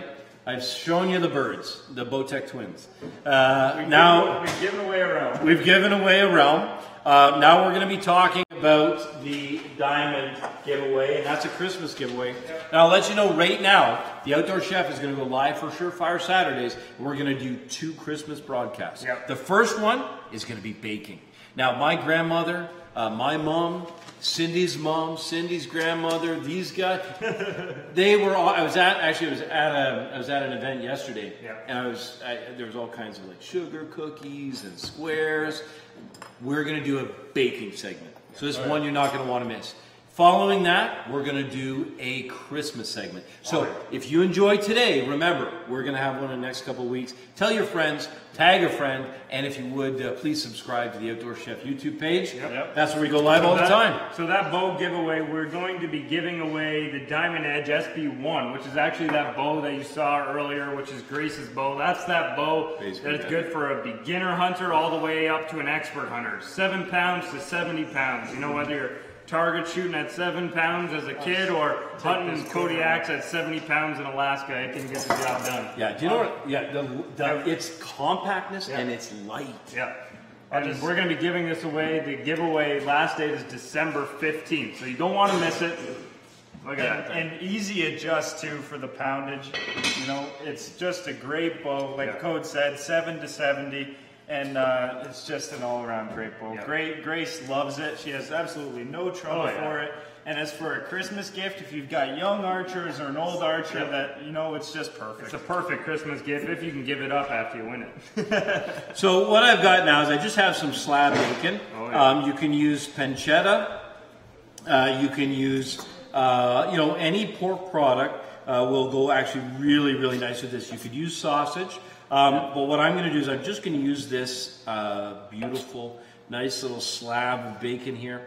Don't need a ton. The bacon is going to add two things to those Brussels sprouts. It's going to make it crispy, but it's also going to add, so it's a texture thing and it's a flavor thing. I forgot about the Brussels sprouts. Yep. Just to help you guys out a little bit, I personally am not a huge fan of Brussels sprouts by themselves. I never liked them. I'm probably going to say probably never, but when my dad breaks out this recipe for Thanksgiving, stuff like this, between the bacon and the butter and the salt and the pepper, I love them. They're honestly almost one of my favorite things when it comes to Thanksgiving, and I hate them. So you guys are going to see, try this recipe if you don't like them, and you'll see the difference. Okay, so what we're going to do here, can I get another board? Yeah. Because I don't want to, I've got bacon. Jeremiah's asking if Grace got a deer this year. No, So here in Ontario, you actually can't hunt until you're 12 years old. So Yeah. Grace is 10, so she's got two more years of practice, and then she can get herself a deer. Yeah, She's but gonna be hitting here- those bullseyes in 2 years. though. yeah, and so then, you know, imagine for her how much anticipation she has and how much excitement she's experiencing just getting prepared. But, you know, preparation is an important part of hunting. Yep. And part of the whole conservation stewardship of hunting is being able to pass it down in a responsible way. And that's what I love about starting them off young. You start them off young, you know, she's seen deer hanging in the barn. Yep. She's tasted the deer. She understands what's going on. And it's helping to shift her mind. So instead of, and this is actually, I had somebody comment I had a discussion yesterday about this. Instead of somebody thinking to themselves how backwards the idea of, they see something coming out of a package and they feel like, oh, okay, that's a good thing. And then they see something coming out of, let's say, our barn, and they're like, oh, that's like sketchy. How wrong that thinking is. And there's nothing wrong with commercially produced meat. I'm not suggesting that there is. But the idea that somehow something that runs free, that then is taken in a heartbeat and then becomes part of your diet is less healthy or less responsible or less inviting in any way. I can assure you, as a professional chef, I have never in my life tasted or experienced the flavor, the texture, or even the color of what comes out of a wild experience, whether it be black bear, turkey, white-tailed deer, and for us, the exposure limit is just beginning to increase. Well, I mean, imagine how many things we haven't hunted yet, right? Oh, so I've got a hot pan. Important to have a hot pan. Bacon's going in. Everybody's fried bacon before. So Someone said new hashtag, bacon and bow tie. Bacon and bow tie. So just make sure to rinse your hands. You got a little bit of a log jam here. Babe, maybe you could clean up a little bit of this log jam here, and I'm gonna start working on these Brussels sprouts. So Brussels sprouts are part of the cabbage family. So that's why, you know, you might think when you taste them, there's that little bit of bitterness. Now, that bitterness, of course, comes when you don't get rid of it. Great way to get rid of bitterness is to saute it. So what happens when you saute the sprouts is that it does get rid of liquid. You will get rid of water through steam. But what you're doing is the flavor that's coming out of it, you're caramelizing that. So you're taking the natural sugars, and all vegetables have natural sugars. You're taking those natural sugars and you're concentrating them in a way that it develops flavor, making it very pleasant. Now, one of the things that's really important to get that bitterness out of the sprouts is if I use them whole, those little leaves, there's no way for that to get out. So what I do is I nick the bottom, I take that off, and I'm going to keep these leaves as well. And then I slice that in half. Now you can see what happens. Set aside the root tip, keep the leaves, and you can see what happens is I've exposed that. So I've opened that up, so when I add heat, all of that can come out, and it'll begin to caramelize, and it'll taste absolutely great. Now these little babies, these you want to put in there because they will crisp up those leaves. They will turn out just beautifully. All right. right. Such a long run, and you gotta, like you said, clean up on aisle 11. Yeah, I know. There we go. Just going to keep prepping these. And just to recap, we've started on the stuffing, on that cranberry sauce and everything there. But just to remind you guys, we got a lot coming yet. We got this bourbon pecan pie that my mom's going to be coming in soon to cook.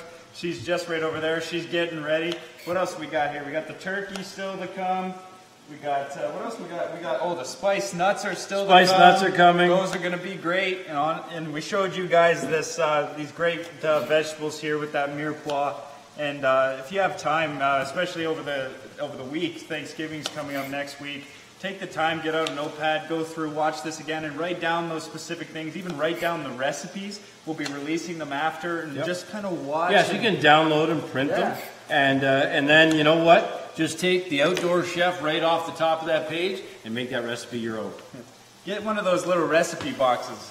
I thought that would be cool. I want to make one of those little recipe boxes, you know, that you got like 50 years of recipes in there. Recipe box? I do. Okay, so it's really important to make sure that bacon is fully sauteed. You want to keep working on those. Yep. Get that out of the way. And I'm going to ask my wife, Cynthia, to come in now.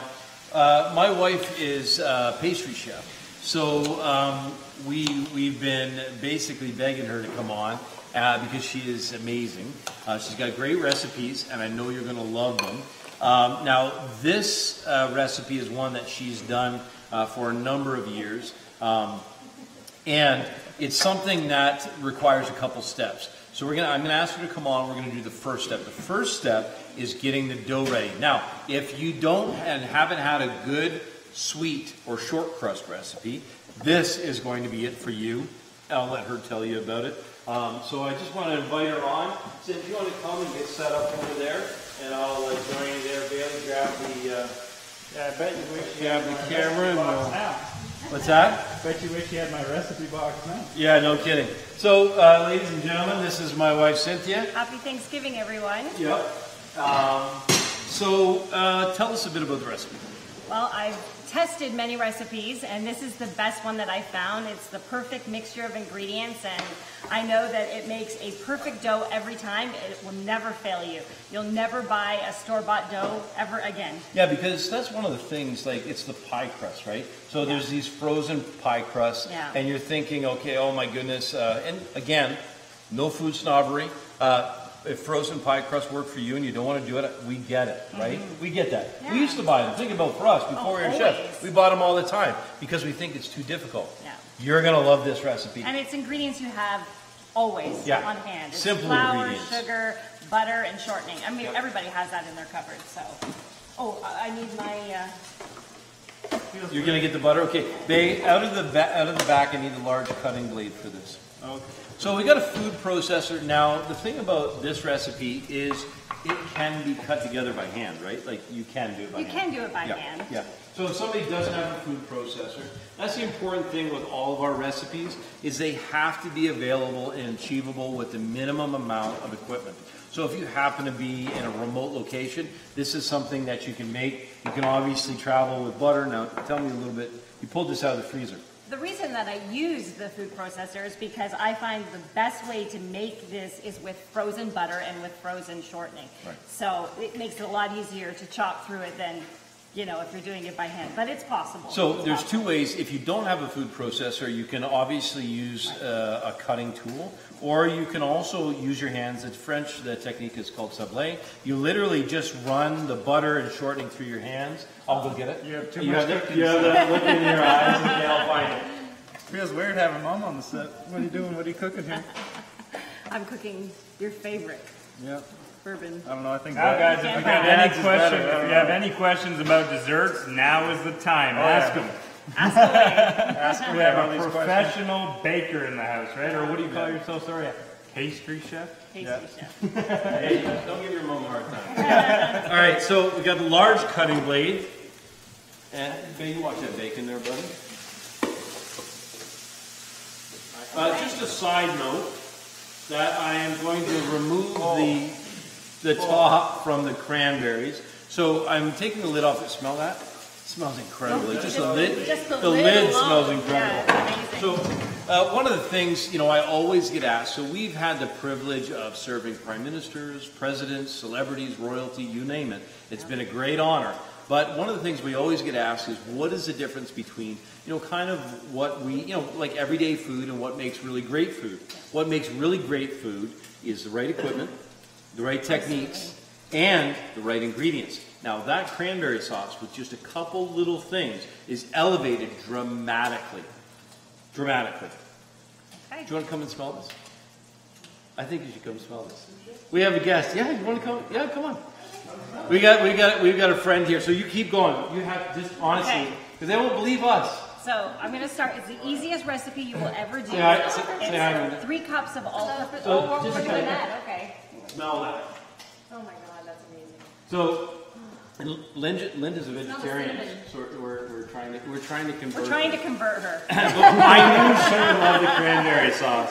But it smells good, right? And she will eat my pie. Yes, she will. Okay, good.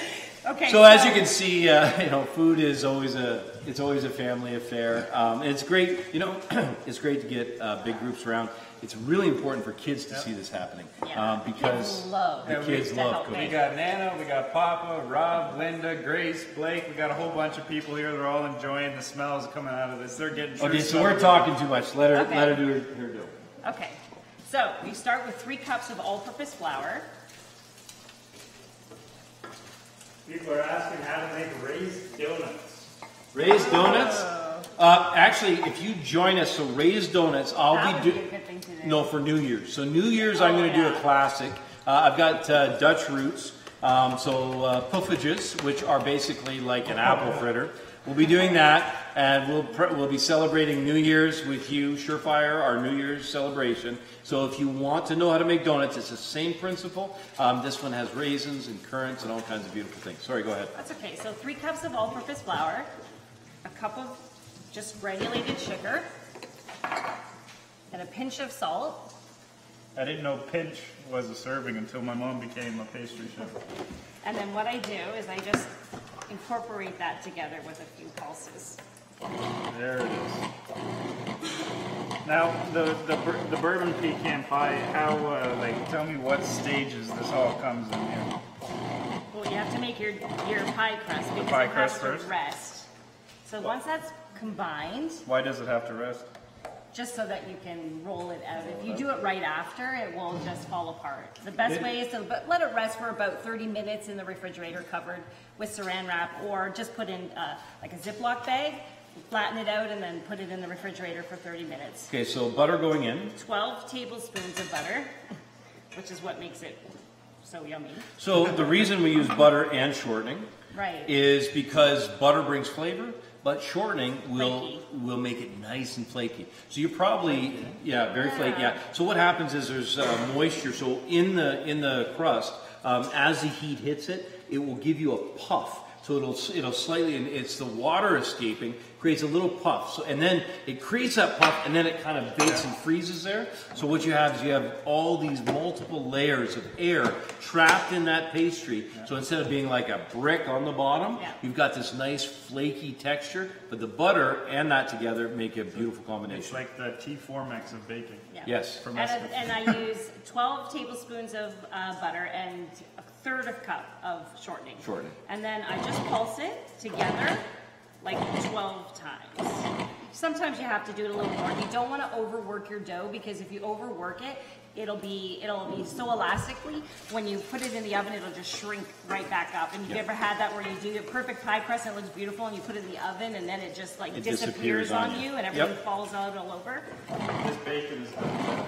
So this basically is doing it for you. It's sublaying the butter and the shortening into the flour. You just keep a close eye on it until basically what you want it to look like is sand, white sand. Yep. And I really want you at home, I want you to, when we get it to that stage, let's have a good close-up on that. So I want you to see the texture. Very good. Okay. So, as you can see, It's now just like white sand. Let's take a look at that. Nice. The sand of the Caribbean, man. Yeah, yeah. That's right. Everything going to be all right, Mom. That's perfect. I'm just going to interject just for 1 minute before you put that in. What I've got here is I've got the bacon. You notice how crispy I've got that bacon. Want to make sure it is, because as soon as I add the Brussels sprouts, all of that water is going to start to escape. I leave a tablespoon of 2 in the bottom, and what I want you to see is look in the bottom of that pan. All of those little bits, those are going to be picked up by the Brussels sprouts. So those sprouts now, let's put those in. I'm going to put them in whole, and I'm going to add all of those leaves at the same time. The color there is absolutely beautiful, and the texture is gorgeous. The nice thing is, there's nice saltiness that comes from the bacon. I'm literally going to put that in, turn that over, and I'll show you that finish in just a minute. We'll go back to our bourbon pecan pie. Oh, I think you're all hot stuff now that she's in the kitchen clapping her hands together. No, I just always make a mess. I'm a messy pastry chef. Okay, so then what you want to do is you want to have ice water. I usually use about 1/3 of a cup of ice water, but I fill it up because sometimes it just depends on, you know, circumstances, how much you want to use. It's the humidity of the flour, right? Right. So depending at what level you are, how humid your flour is, this is something that needs to be done by the eye. But the key to this recipe is cold, cold, and cold. Ice cold water. Like ice cold water, and it just makes the perfect dough. So I just pour a little bit in, and then I'll turn it on.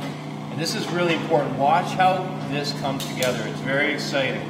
Happens very quickly, and lets you know that it is in fact ready to go. You can hear it already. It starts to clump up.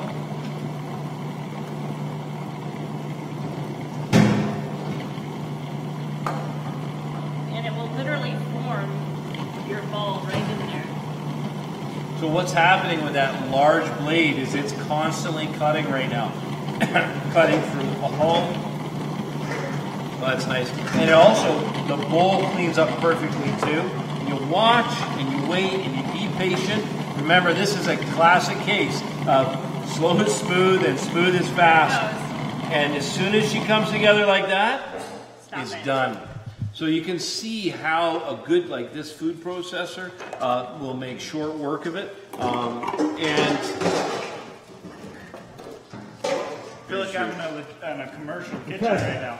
I'm just Your mind's asking where the cast iron is. That is actually cast iron. yeah, this? Yeah. Yeah, it's cast iron. Yeah, cast iron. trying to challenge us with cast iron. We always have cast iron lying around somewhere. There you go. Well, look at that, eh? We should actually, hey Cody, you want to get a close up on this? Looks great. And this recipe will actually make 2 pie crusts if you're doing like a pecan pie, but if you're doing like an apple pie where you need a top, then it'll do 1 pie. But if you're doing an open pie, then this will actually make 2 pies, this recipe. So important to cover it. You can wrap it in plastic wrap, or what we do a lot is we use a Ziploc bag. And what Cindy's doing is she's forming a disc right now.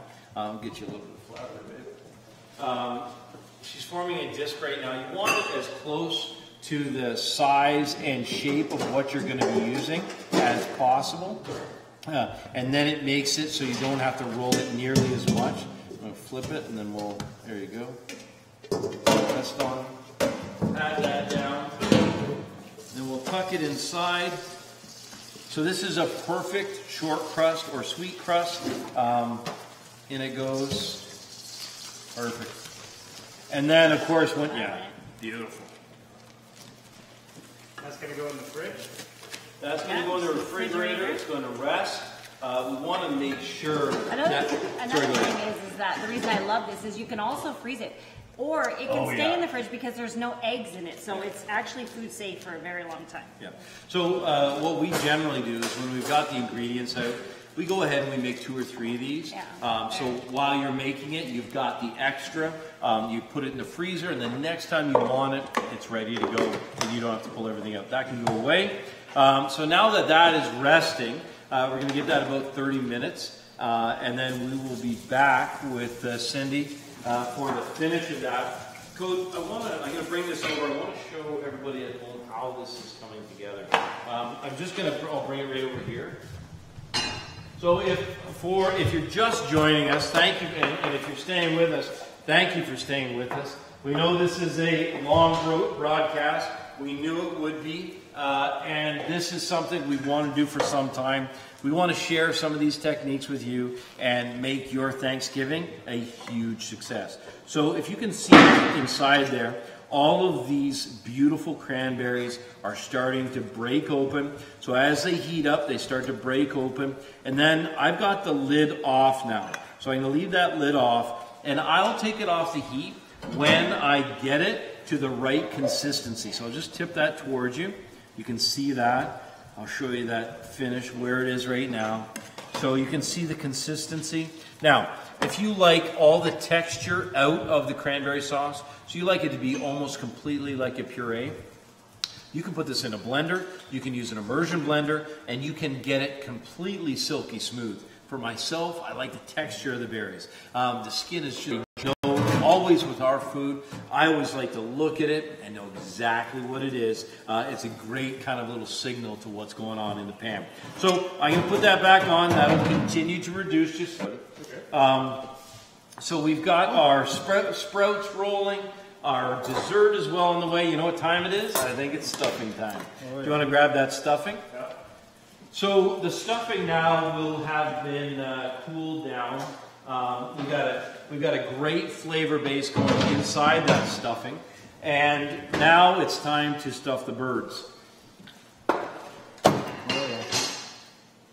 Well, that stuffing smells amazing. Doesn't that smell good? Oh, yeah.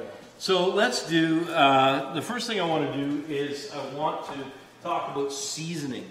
So inside the cavity is an important place to season as well as outside. Now you'll get in the turkey, if you're buying a commercial turkey, you'll get the neck, you'll get the giblets, you'll get likely heart, liver, and these things are great to eat. They also make a beautiful pan gravy. So in just a minute, I'm going to show you how to make that pan gravy. I'll set these aside. And for stuffing, it's just as simple as making sure, first of all, to season that cavity. So in seasoning the cavity, we want to make sure that we have plenty of salt. So we just need a bit more. Actually, I'll just get you to season this with the grinder. So this is where you can get your kids involved. That cavity, and then some, yep, that's good, and some salt in there as well. Now, if you're, oh, is it? Okay, perfect, that's good. And then one of the things you need to think about or one of the questions I get most often is, how much turkey do I need? Of course, if you're using a wild turkey, you use as much turkey as you got.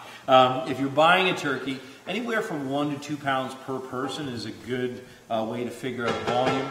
If you're at my house, it's going to be about 2 pounds per person. If you have a little bit lighter use, you want to put some in here as well? Okay. Then 1 pound will probably do just fine.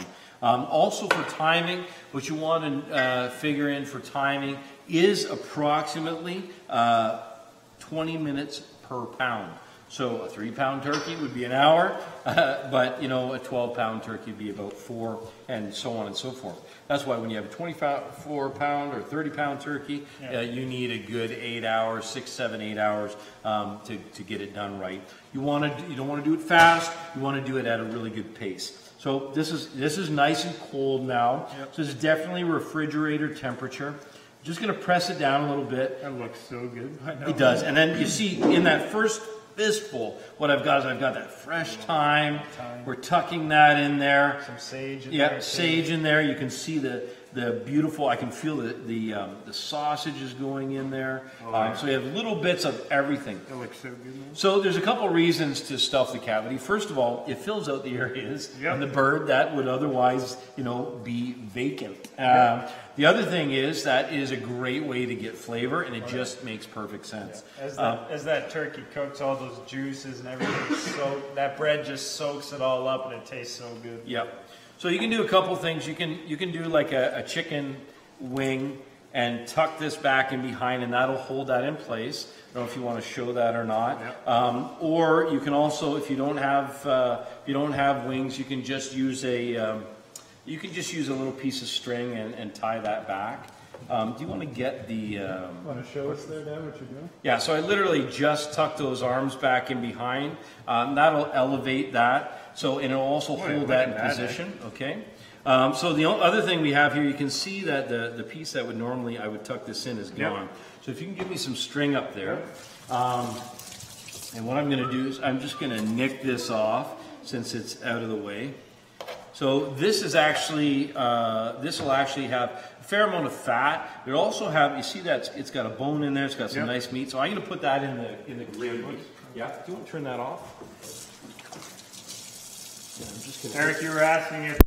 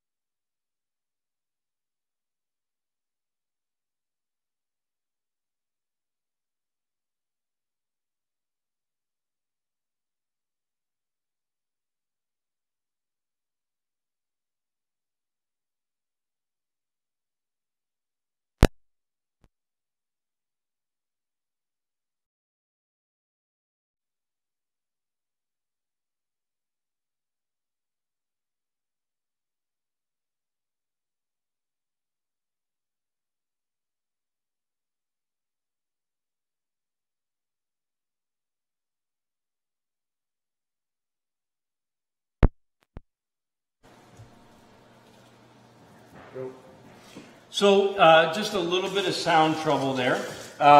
One of the things that I love to do, you can see now this bird looks nice and full, well stuffed, very attractive, and it's ready to go in. Now we're going to get together our dressing. Bailey's just grabbing me a pan. So you can see how that is positioned. It's what I started to say is that it's very uniform.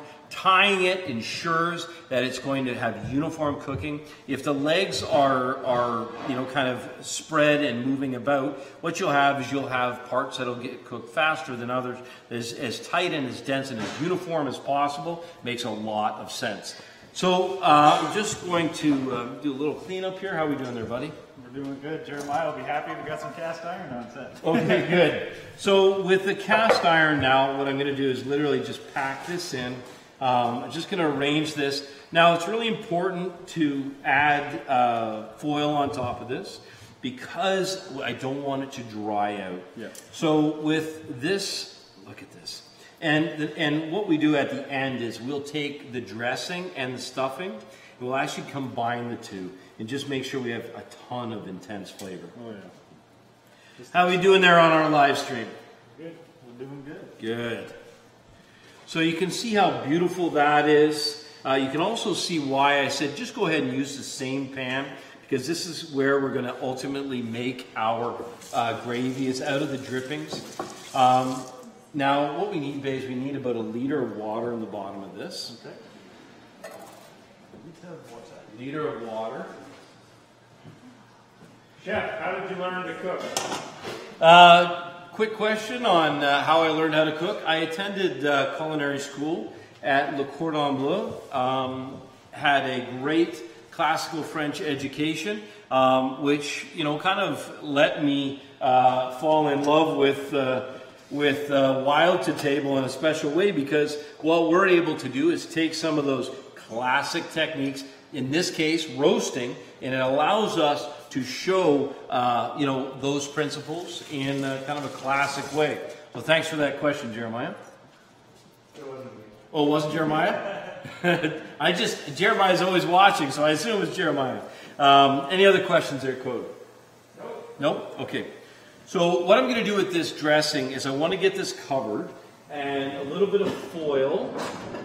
Hey, Sin, where's the foil on? She's got that look like she doesn't know where the foil is. Got it. So Bailey's putting a liter of water in, and it's really important to put the water in the bottom. There's a couple things that it does. First of all, it'll keep this cooking environment very humid. The other thing that it'll do is any of the drippings, that's probably just a little bit more, not too much more. It'll also catch all those drippings, and rather than burning on the bottom, it'll flavor that water, and this will eventually become my gravy. So with some foil, I'll be sure to cover this up. And when I do, I want to make certain to cover it up nice and tight. So foil on, and I think what we'll do, let's go to the barbecue, and we'll do a swap. So this is where going to the barbecue. Forgot we had squash. Yeah, no, I already went out there. Oh, did you? Yeah, I already went out there. So this is where having the barbecue really makes a lot of sense, because it allows me to go to the barbecue with something like this. So there's not going to be room in the oven for the turkey plus this dressing. So going to the barbecue will allow me to do that. So I'm going to just set this in. Now I won't turn this on. The dressing is something that I want to put on maybe an hour, maybe 45 minutes, just before the turkey's finished. About the time I take the foil off the turkey, then I'll tuck this in. Babe, can I pass this to you? I just want to show you at home. Have a look at this. Look at that beautiful, beautiful butternut squash. So if you missed it earlier, this has been roasted for about an hour and 15 minutes. I roasted it at 350 degrees, and you can see all of that beautiful caramelization and flavor that's developed. We're going to turn that into a soup in just a minute. I'm going to pass it off to you, Babe. You want me to scoop that out? Not just yet. I want to show people that. And I'll put this in here. I'll tuck it to one side. I may have something else that goes on, but I'll turn that on. No deers in the field. I tried to coordinate it with the deer in the field, but we just didn't get it done. So, I can go put a decoy up there. no, that's okay. Okay, so let's do a quick cleanup here. So now let's do the last little bit here, which is just finishing up this turkey. So we've got water in the bottom, and now what I'm going to do, so Babe, this is something that I always do, and this is, for you at home, this is a great little tip. Any questions there, Code? By the way, throw us a few hearts and likes. Let us know, and let us know, again, if you're just joining us, let us know where you're watching from. Yep. Jeremiah's asking just in case you have just a round just chilling underneath there, if you have an extra one. Oh, the realm? Oh, yeah, sure, I got an extra one for you, buddy. Listen, so what you do is, in this case, just take the onion, split it in half, and then I'm just going to take a carrot, same thing, rough cut. So these won't be, I won't eat these afterwards. But what I'm going to do with this flavor base, the carrots, the celery, and the onion, is I'm flavoring that water underneath. That is going to be intensely flavored. I'm going to put a couple stalks of celery in there. Notice I'm doing leaves and all. Yeah. Very rough cut. Rough cut. And Harvest cut. And so the harvest cut, so there's a reason why, and it just makes it easier to fish it out and to strain it out later. And I'm actually going to take a little bit of this heavy part of the green from the leek. Really, eh? Yeah, and so this is the one place where you can use this. So if you smell that, it's intense. It smells like leek, but this is something that's too hard, too firm to eat. But in this case, what we can do with this is we can add a ton of flavor. Okay, yeah. Okay, so now with that done, all I want to do is we're just going to use a little bit of extra virgin olive oil. and it looks nice, right? Oh yeah, it looks gorgeous. Yeah, so I'll just do a little bit of a dressing. Now this is just adding a little bit of fat. This could be butter, could be vegetable oil, could be canola or camelina, whatever you've got. The reason I like doing this is because it adds a little bit of fat, it's a little layer of protection, and it gives me the ability, helps all of the herbs and spice, everything I'm going to put on top, helps it all stick together. Salt and pepper? Yep, salt and pepper. So again, we season the cavity, and now we're seasoning the outside. We'll put some fresh thyme on there, Bay. So just literally coat that with fresh thyme. I'm going to take some of this fresh sage and chop this up. So if you want to put thyme leaves on there, that'd be great. Yep. Salt and pepper. You always feel, what's the name of that chef? Oh, you always feel a little bit like Emeril Lagasse when you start doing this with the, what was the old TV show where you'd be like, bam, you're done. So watchers from California, Central Illinois, Washington. Welcome, Washington, Central Illinois, California. Welcome to everybody who's watching.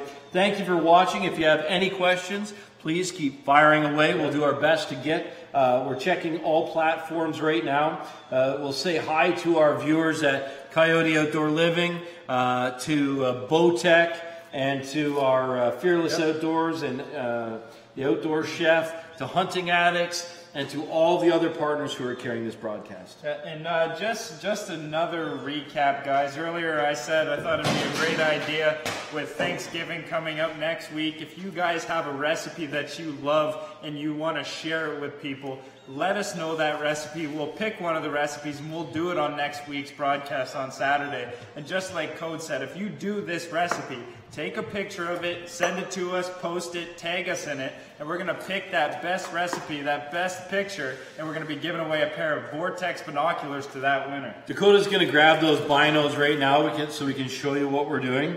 Just a little tip. So if your foil isn't quite big enough, you can just take a couple strips and you can make one piece. I'll just do it here. So literally just going to take a piece about that big. And for those of you who are watching who are, you know, maybe you're saying to yourself, well, Chef, listen, Johnny, that's pretty obvious. We're not taking anything for granted because I know for a fact I've talked to viewers who are literally like 16, 17, 18, 19, 20 years old who have never even baked and roasted anything, never mind a whole turkey, and there's so much, you know, kind of fear around a turkey. Same thing with when we started bow hunting, it was like, what's a rest? What's a bow sight? What's right? a pin? The principles. What's a stabilizer? Yeah. Right? And in your mind, you're like, it's the thing that's on the front of the bow. But if you haven't done it or you kind of not with it, it's really hard to kind of like not notice that. But you want to go through every step because there are people who don't understand. Perfect. Cool. It's got some binos here. Yeah, so this coming week, guys, we're going to be posting these recipes. And if you make this Thanksgiving dinner or any of your Thanksgiving dinner, take a picture of it. Tag us in the post at The Outdoor Chef or tag Bowtech as well. We'll give away these Crossfire binoculars from Vortex to you. We'll announce the winner next Saturday on next Saturday's broadcast at 9 a.m. Eastern. Even the thing Dad just did, he like folded the foil over so it could like, you can't really get inside. I didn't know how to do that. So it's important. So all I did is just overlap them and fold them. I'm glad that you're so impressed. It's like good. a pocket. Legitimately, nice. That's good. So this is something that's very important. At this point, take the time. Make sure that that edge is completely sealed. This is the point at which we'll determine whether or not that turkey tastes like bark chips or tastes like luscious, beautiful, juicy turkey. Mo was asking if we can just give away the turkey. Yes, we'll be sending this turkey to a lucky viewer. Make sure it is, you know, I'm kidding. The turkey would be nice, wouldn't it? Yeah. Yep. Okay. So this is something that now we're going to take and we're going to put this in the oven. We're going to do a hot swap there. Yeah. Okay. So important to preheat the oven. Make sure to preheat your oven to 350 degrees Fahrenheit. If you've got let's say your oven's a little on the hot side, you got a convection oven. Sometimes convection ovens, you know, most of the time, 25 degrees lower works really good. So 325, you know your oven, 325 convection or 350 if it's a conventional oven. So do that and take a note of the time. Yep. And do yourself a favor and jot it down somewhere or set a timer on your phone, but make sure that you pay attention. So when you scale it out, how many pounds is it? It's 12 pounds. We're going to figure 1 pound for every 20 minutes. We know it's going to be about 4 hours. Make sure to set a timer. You want to check, in this case, 12-pound turkey, you want to set a timer for about 30 minutes before it's done. At that time, you're going to check the temperature. When you do, you're going to want, if it's reached 350 degrees, you want to get to, or 155, 160 degrees. You want to get it to 165. It'll even approach 170. But remember, when you take the turkey out to rest it, it's going to keep cooking. Yep, and I'm just going to interrupt you guys real quick. Yeah, go ahead. Yep, we'll be going for about 2 hours now. We're just going to do a quick swap on the batteries in the camera. Okay, good. We're going to go to a thing. We'll be back in about 15 seconds. We'll be back in 15 seconds. Go refill your coffee and hang tight. Yep. Oh, shit.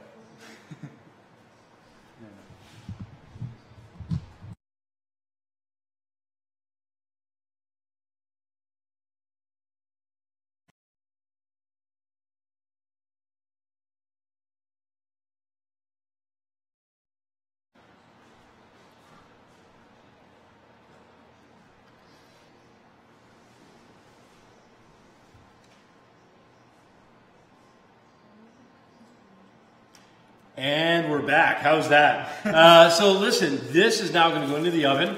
We'll pop that in our...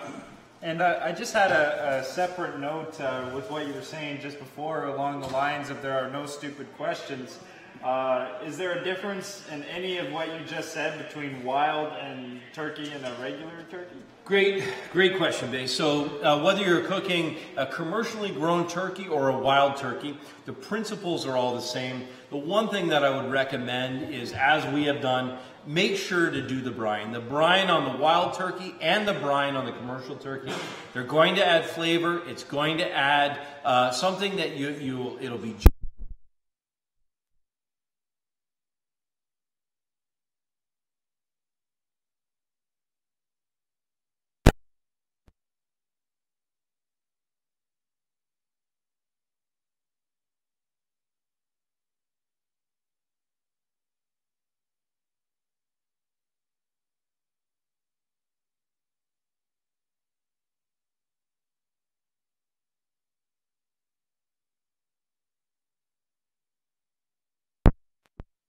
That little notepad, write down brine, write what it is, write how to do it. That's how I learned from him. I took everything he said and I just slowly, I started writing things down, looking at them over whenever I tried to cook again. And even within a few months, I had this notebook of techniques and different things that I could use when I was cooking. Okay, so now we're going to start, since you've been such a great student, I'm going to have you prepare mirepoix, so carrot, celery, and onion and leek, because we are going to start our butternut squash soup. So let's just do a little bit of a quick cleanup here, and you can get started. So Bailey, we're going to saute these. So listen, we're going to start flavor development. We've got the squash finished. They taste great. If we were to serve that right now, that would be the perfect side. So it's a little bit of salt and pepper and roasted at 350 degrees until you can pass a fork or a knife through it cleanly. So you know what I'm going to do? I'm going to save a couple of these. We'll save these for... Yeah, that's another thing. You can make squash soup, but then you can also set two aside to just have butternut squash, because a lot of people don't like the soup, but some people like the squash. And in terms of the soup, how many of these do you need to make a soup to serve, say, 10 people you have over for Thanksgiving? Yeah, so literally one of these will be more than enough to serve a large group of people. So one squash will be enough to serve at least a dozen. Goes a long way. Oh, yeah. Let's save these ones. These are beautiful. Yeah, those are really good, eh? Yeah. So when we do come back later on this afternoon, we'll have a hero shot of everything that we've prepared, and we'll talk about it. We'll also take a few questions then. What I've got here is I've got a blender. It's the Cuisinart Hurricane Pro, You can use a mixer, you can use a blender, but what I love is this. And just get a quick shot of this, Code. This is what I love.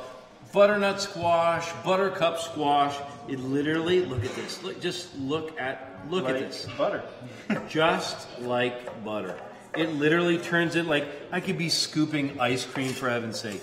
Are you looking at that? That is absolutely beautiful. So that just goes in. The one nice thing about using a blender, and you don't have to, look at that. Look at that. Straight out of my Coyote grill to absolute perfection. Man, I love cooking. So if you don't have a blender, what you just need to do is just make sure to, you can use either, as I said, an immersion blender. You can use a blender you would use for baking, like the two-prong blender. But what you want is you want something that's going to break up those little fibers. So, you know butternut squash, it has the little fibers. There we go.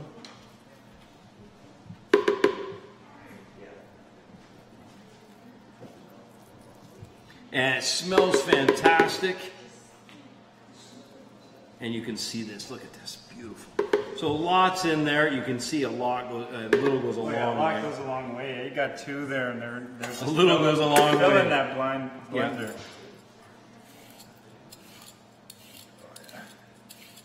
And again, mirepoix, carrot, celery, onion.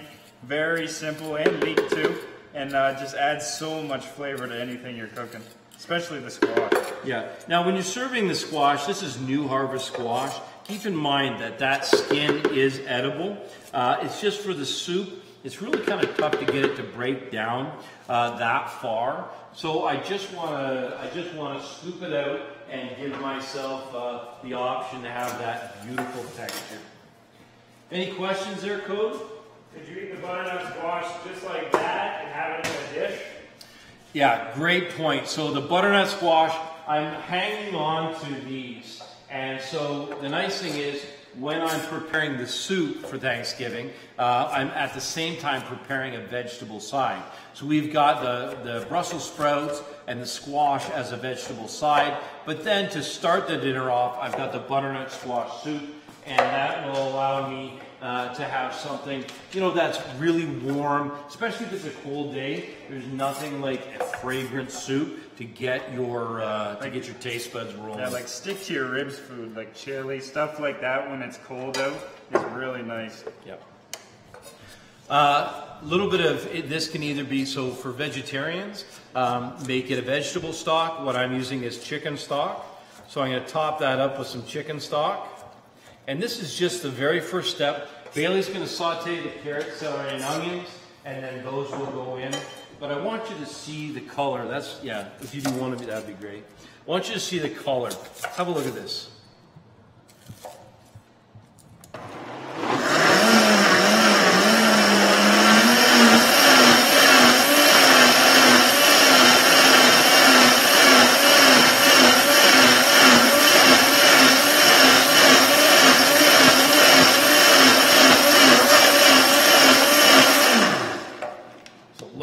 This is what happens here. Oh my gosh, look at that. Look at that color. It's already a soup. Look at that. Isn't that beautiful? So in just a matter of seconds, it's transformed. And what I'm going to do to elevate that flavor, it's already perfectly seasoned. This, as it stands right now, would taste great. But with the addition of the sauteed carrot, celery, and onion, we're going to have an incredible, incredible soup. Sin, I think it's about time to get started on our fillings. If you wanna get going on that. Pecan pie. Pecan pie.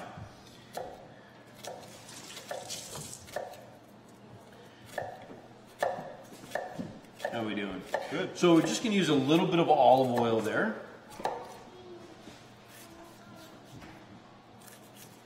And so we got carrot, celery, and then I'm gonna preheat so we'll get this going over here.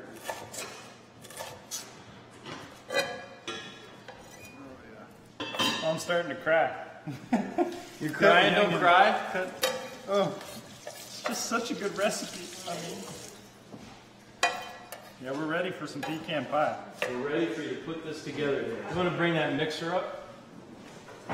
Kevin says his Duramax isn't even as loud as that blender. Oh, is that right? Okay, mixer right there. So do you want to put the filling together first? Or do, oh, never mind, babe. She's going to do this first. Let me dry it off for you. And you can tell that it's ready. It's cold and it's firm, but it's still soft enough that you know you're going to be able to roll it. But you want it to be workable because the moment you take it out of the refrigerator, it's going to start to like melt, and then it's going to be hard to roll. So you want it to be workable, which is why you want it cold. Cold equals workable. There you go.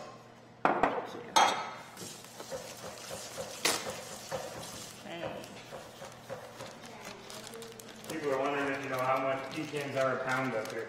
I know how much they are because I bought them last night. I think this pie is probably going to cost me about $22. But Just oh, in will it be pecans. worth it? But it will be worth it. It'll definitely be worth it, that's for sure. So pecans and pies in general this time of year, you know, it's a little bit of extra work, but boy oh boy, does it ever make a difference, a homemade pie. Eh? So you're going to want to cut it in half. And then you're just going to want to shape it.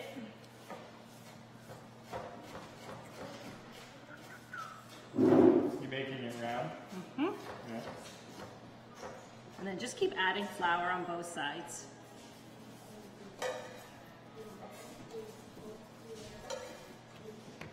Get your rolling pin. Thank you. Be sure to flour the rolling pin before you start. You think he was a pastry chef. And then what you're going to do is you're just going to... Take a look at this, guys. Take a look at this mirepoix that I just did. Looks great. If I can get the carrots off the You're bottom. just going to want to keep turning it clockwise.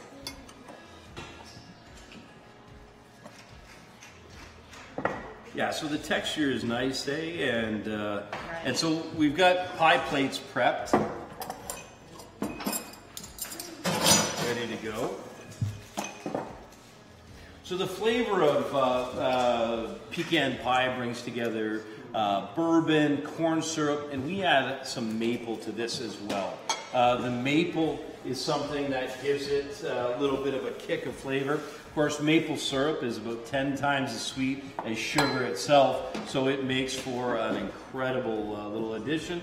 Plus, it makes it really unique. And then what I'm going to do is I just make sure That's going to cover. that's going to Upside cover. down. Okay. And then a neat little trick is if you take your rolling pin, And you're using your rolling pin to transfer it. it's a little soft, so could have maybe rested a little bit more. You get no second chances in when it's on TV. No second chances when Live, it's no live. pressure. No pressure. Once you get it started, you're okay. There it is. You just needed my help. No, it's too soft. Too soft. It's too soft. Okay, so this brings up a really good point, though, and that is that the reason you're using cold and the reason you want to work with it quickly is because as that butter warms up, it really loses its texture. So I'm going to take this other half and I'm going to put it back into the refrigerator, and you may be able to get that worked in. If not, we'll rest it and we'll come back again. I'm just gonna throw it in the freezer for like 2 seconds. This one? Because, yeah, if I do that, like even this one, I'll just throw it in the freezer for 2 seconds and then it'll be perfect. Okay, perfect. What do you say? Well, that's maybe coldening up a little bit. Let's get started on those spice nuts. No, work on the filling. She's going to do the filling. Are you gonna do the filling now? Yeah. Fine. You want to do spice nuts? You don't have to say so.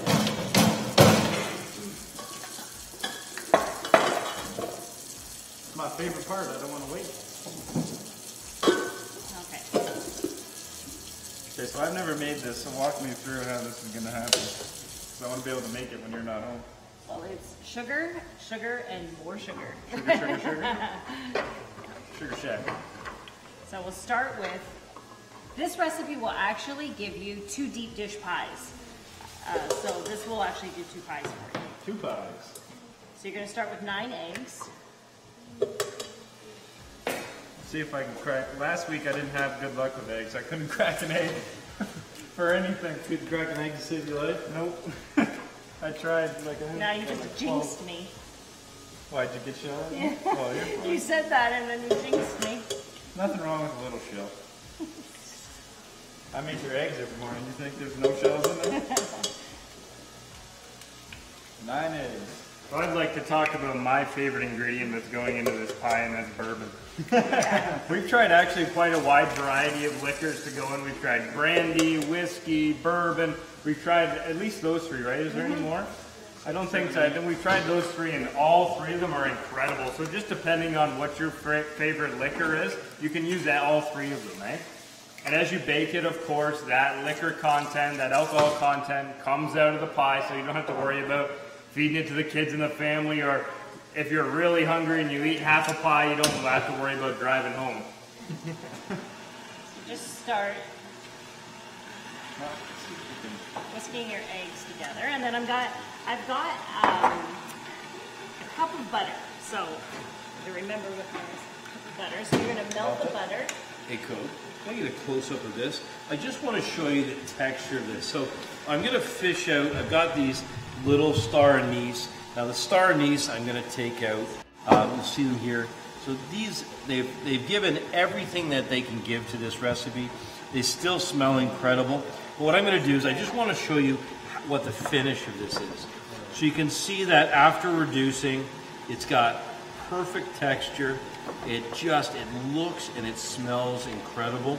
Now, it's actually really good serving this either warm or cold. So whatever your family likes, I think Warm is really good. warm is really good. You can see that cinnamon stick sticking out there. I'll just leave that in. Maybe tuck that star anise right on there. So it kind of makes a suggestion of what's in there. And so that's a great finish on our, this is our Ruby Port cranberry sauce. You use those spices. This makes an exceptional little side for your turkey. We're knocking recipes down now. We started the day, I don't even know how many. We had like 6 or something like that. This is done, the turkey's in, the stuffing's done. We're starting to get our headway on this bourbon pecan pie. We got the spice nuts still to go. The Brussels sprouts are all done, and guys, this kitchen smells amazing. It's not even Thanksgiving, and I get a Thanksgiving dinner when this is all done. I'm so excited, it's not even funny. So I have a little trick here with the maple syrup and the corn syrup. You know how sticky it is and you can't get it off when you're trying to measure it. So what I always do is I always just spray a little bit of the Pam. It seems like you waste a quarter of the cup because half of it sticks right to the... if you spray your measuring utensil with Pam, then when you're doing things like maple syrup and corn syrup, it will literally... And this is the syrup? This is maple syrup. And how much are you putting in? Half a cup of maple syrup. Half a cup? You can see it just slides right out of your measuring device. John Carnevale is asking where you can find all our recipes. Great question, John. Listen, all of these recipes will be posted after our broadcast. And just as a reminder, we're going to be coming back live this afternoon. We'll have all of the hero shots. We'll have the entire meal laid out so that you can see everything, and we'll release the recipes at that time. Yeah, and I'll do a post of all of our social media. Our YouTube is a great place to go and get all of our recipes in video form. All our recipes are there, but all of our social media, we always post pictures with the recipe on there. And that's a great place to get all of our recipes. Pinch of salt. And you're going to do 2.5 cups of Corn syrup. corn syrup. This is what makes the pecan pie. What's the difference? What's the difference between corn syrup and regular syrup? Corn syrup comes from corn, maple syrup comes from maple. Here's your sign. How the heck do you get That's why we keep Bailey around for comedic. So the maple syrup, they milk the maple trees. I know that. You know they milk the maple trees. How do they make syrup from corn?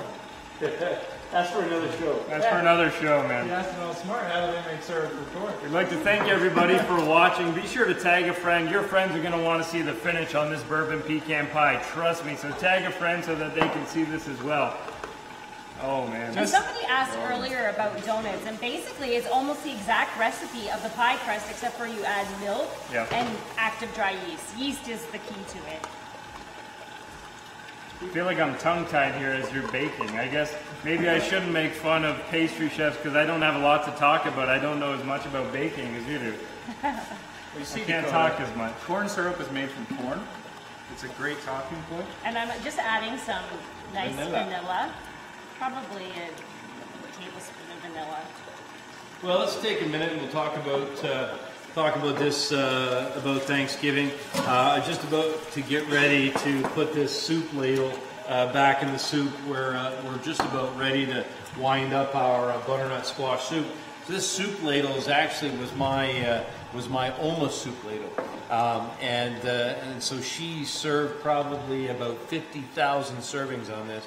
She brought this. This is one of just a few things that she brought to Canada with her from the old country, and it's things like this that make me thankful. So for this Thanksgiving, from our family to yours again, this is all about Thanksgiving and being thankful and what we're grateful for. Yes. And I'm grateful for pecan pie. So keep going. And the key to pecan pie, besides the bourbon, is brown sugar. So I have 2 cups of brown sugar. Why brown sugar, not regular sugar? Because you want that rich molasses flavor and stick to everything dark and brown and. Now, where does molasses come from? Sugar beets. Sugar beets. Sugar beets and sugar cane. And I don't know if you want to. Is this the bourbon? No, that's not the bourbon. Someone That's was asking vanilla. if you tried brown rice syrup.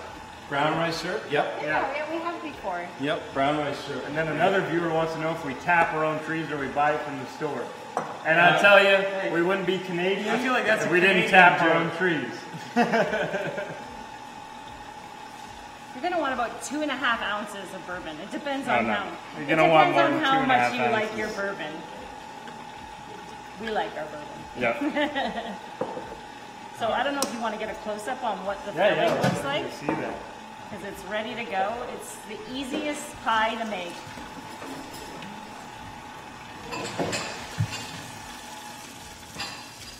Let's see if I can. Oh, yeah. It's not easy, it's just tip it right down. See if you guys can see that. You see?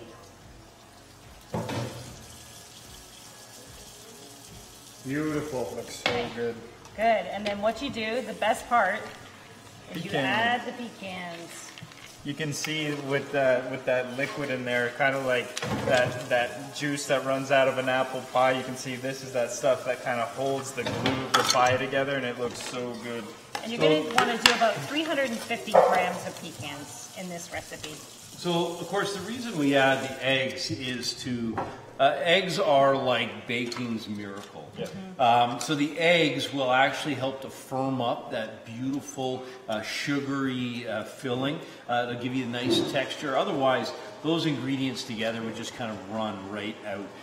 Not that it's a little runny is nice. So Yes. it's interesting. We've actually tested with how many eggs we want. A few more eggs makes it quite firm. A few less eggs makes it too runny. I think this will be just perfect for you. I like it a little runny. I don't like it completely Yeah. firm. I think it's a good teaching point when we talk about maple syrup and how we do our own the ratios and how much fun it is. Yeah, I mean, tapping your own trees is an amazing experience. As a matter of fact, we'll be tapping trees this March at Dakota's farm. Tapping a tree, and it actually makes you appreciate maple syrup because the ratio when you reduce it is 50 to 1. So 50 gallons of maple water, that will bring 1 gallon of refined maple syrup. So imagine how the First Nations people would have coveted it. I know I went to a place where they were, demonstrating how the First Nations would reduce it using hot rocks, concentrating the flavors, and then literally turn it to maple sugar or a maple candy. And so this is, it's a coveted thing. So we'll be doing that. We'll be showing you how it's done come this spring. So Cindy's got that dough. What do you think, hon? Do you want to leave it a little longer, or do you think it'll be good? I'm hesitant now because I don't want to do it again and have it That's okay. Greg says he knows how much we love our bourbon. It's almost ready. Almost ready. Okay. So what we'll do is we'll continue with our other recipes for the time being. I've got the butternut squash bait. Check the recipe list and let's finish up this butternut squash soup. I think you're going to love this soup. So we've got the carrot, celery, and onion. And one of the things I always love to do is I always love to use a little bit of wine with the... Got it? Yep.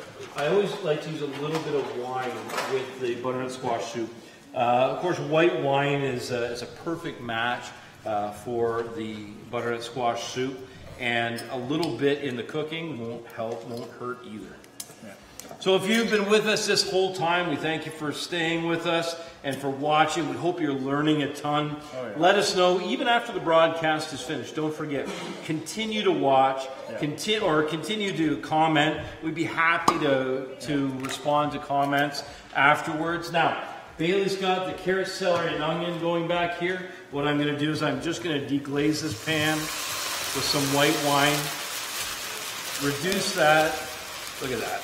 Smell that? Imagine, see this, I'm sure you can see this steam. This steam is full of every flavor that's going to be inside this soup. Well, the steam is actually just the water. Oh yeah, but I'm saying the smell. The smell, you can smell it all. smells incredible.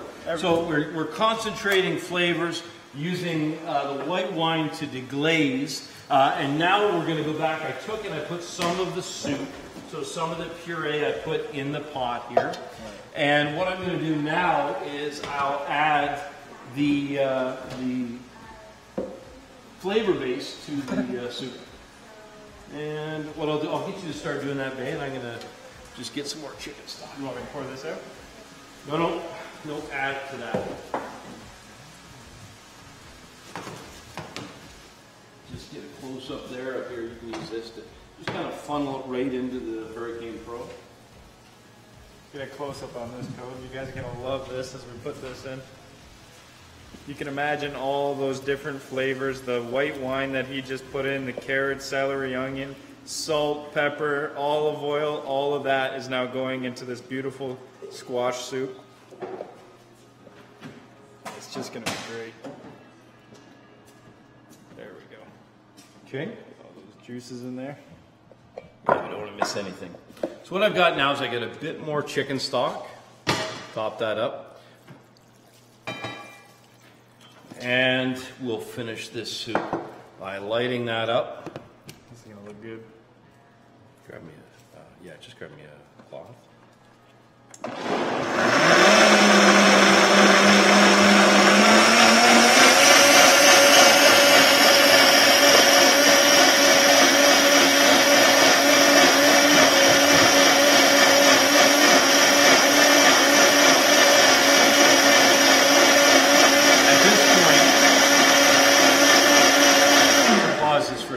At this point, it's really important to get the texture. So the worst thing that you could do after all of this hard work would be to have something that was grainy in texture. Yeah. You want this to be silky smooth. So stay with it for a minute and let it blend.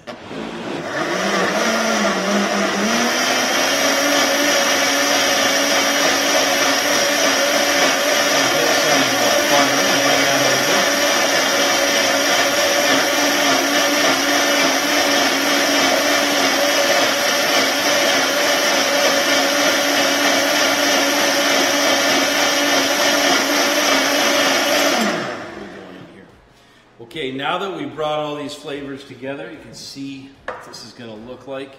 Now I'm just going to pour this in. Bailey's got some butter, and put a good heaping tablespoon in there.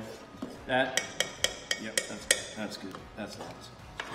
That butter is going to melt through. It'll give a beautiful sheen to this. Now we're going to need a little bit of salt and pepper.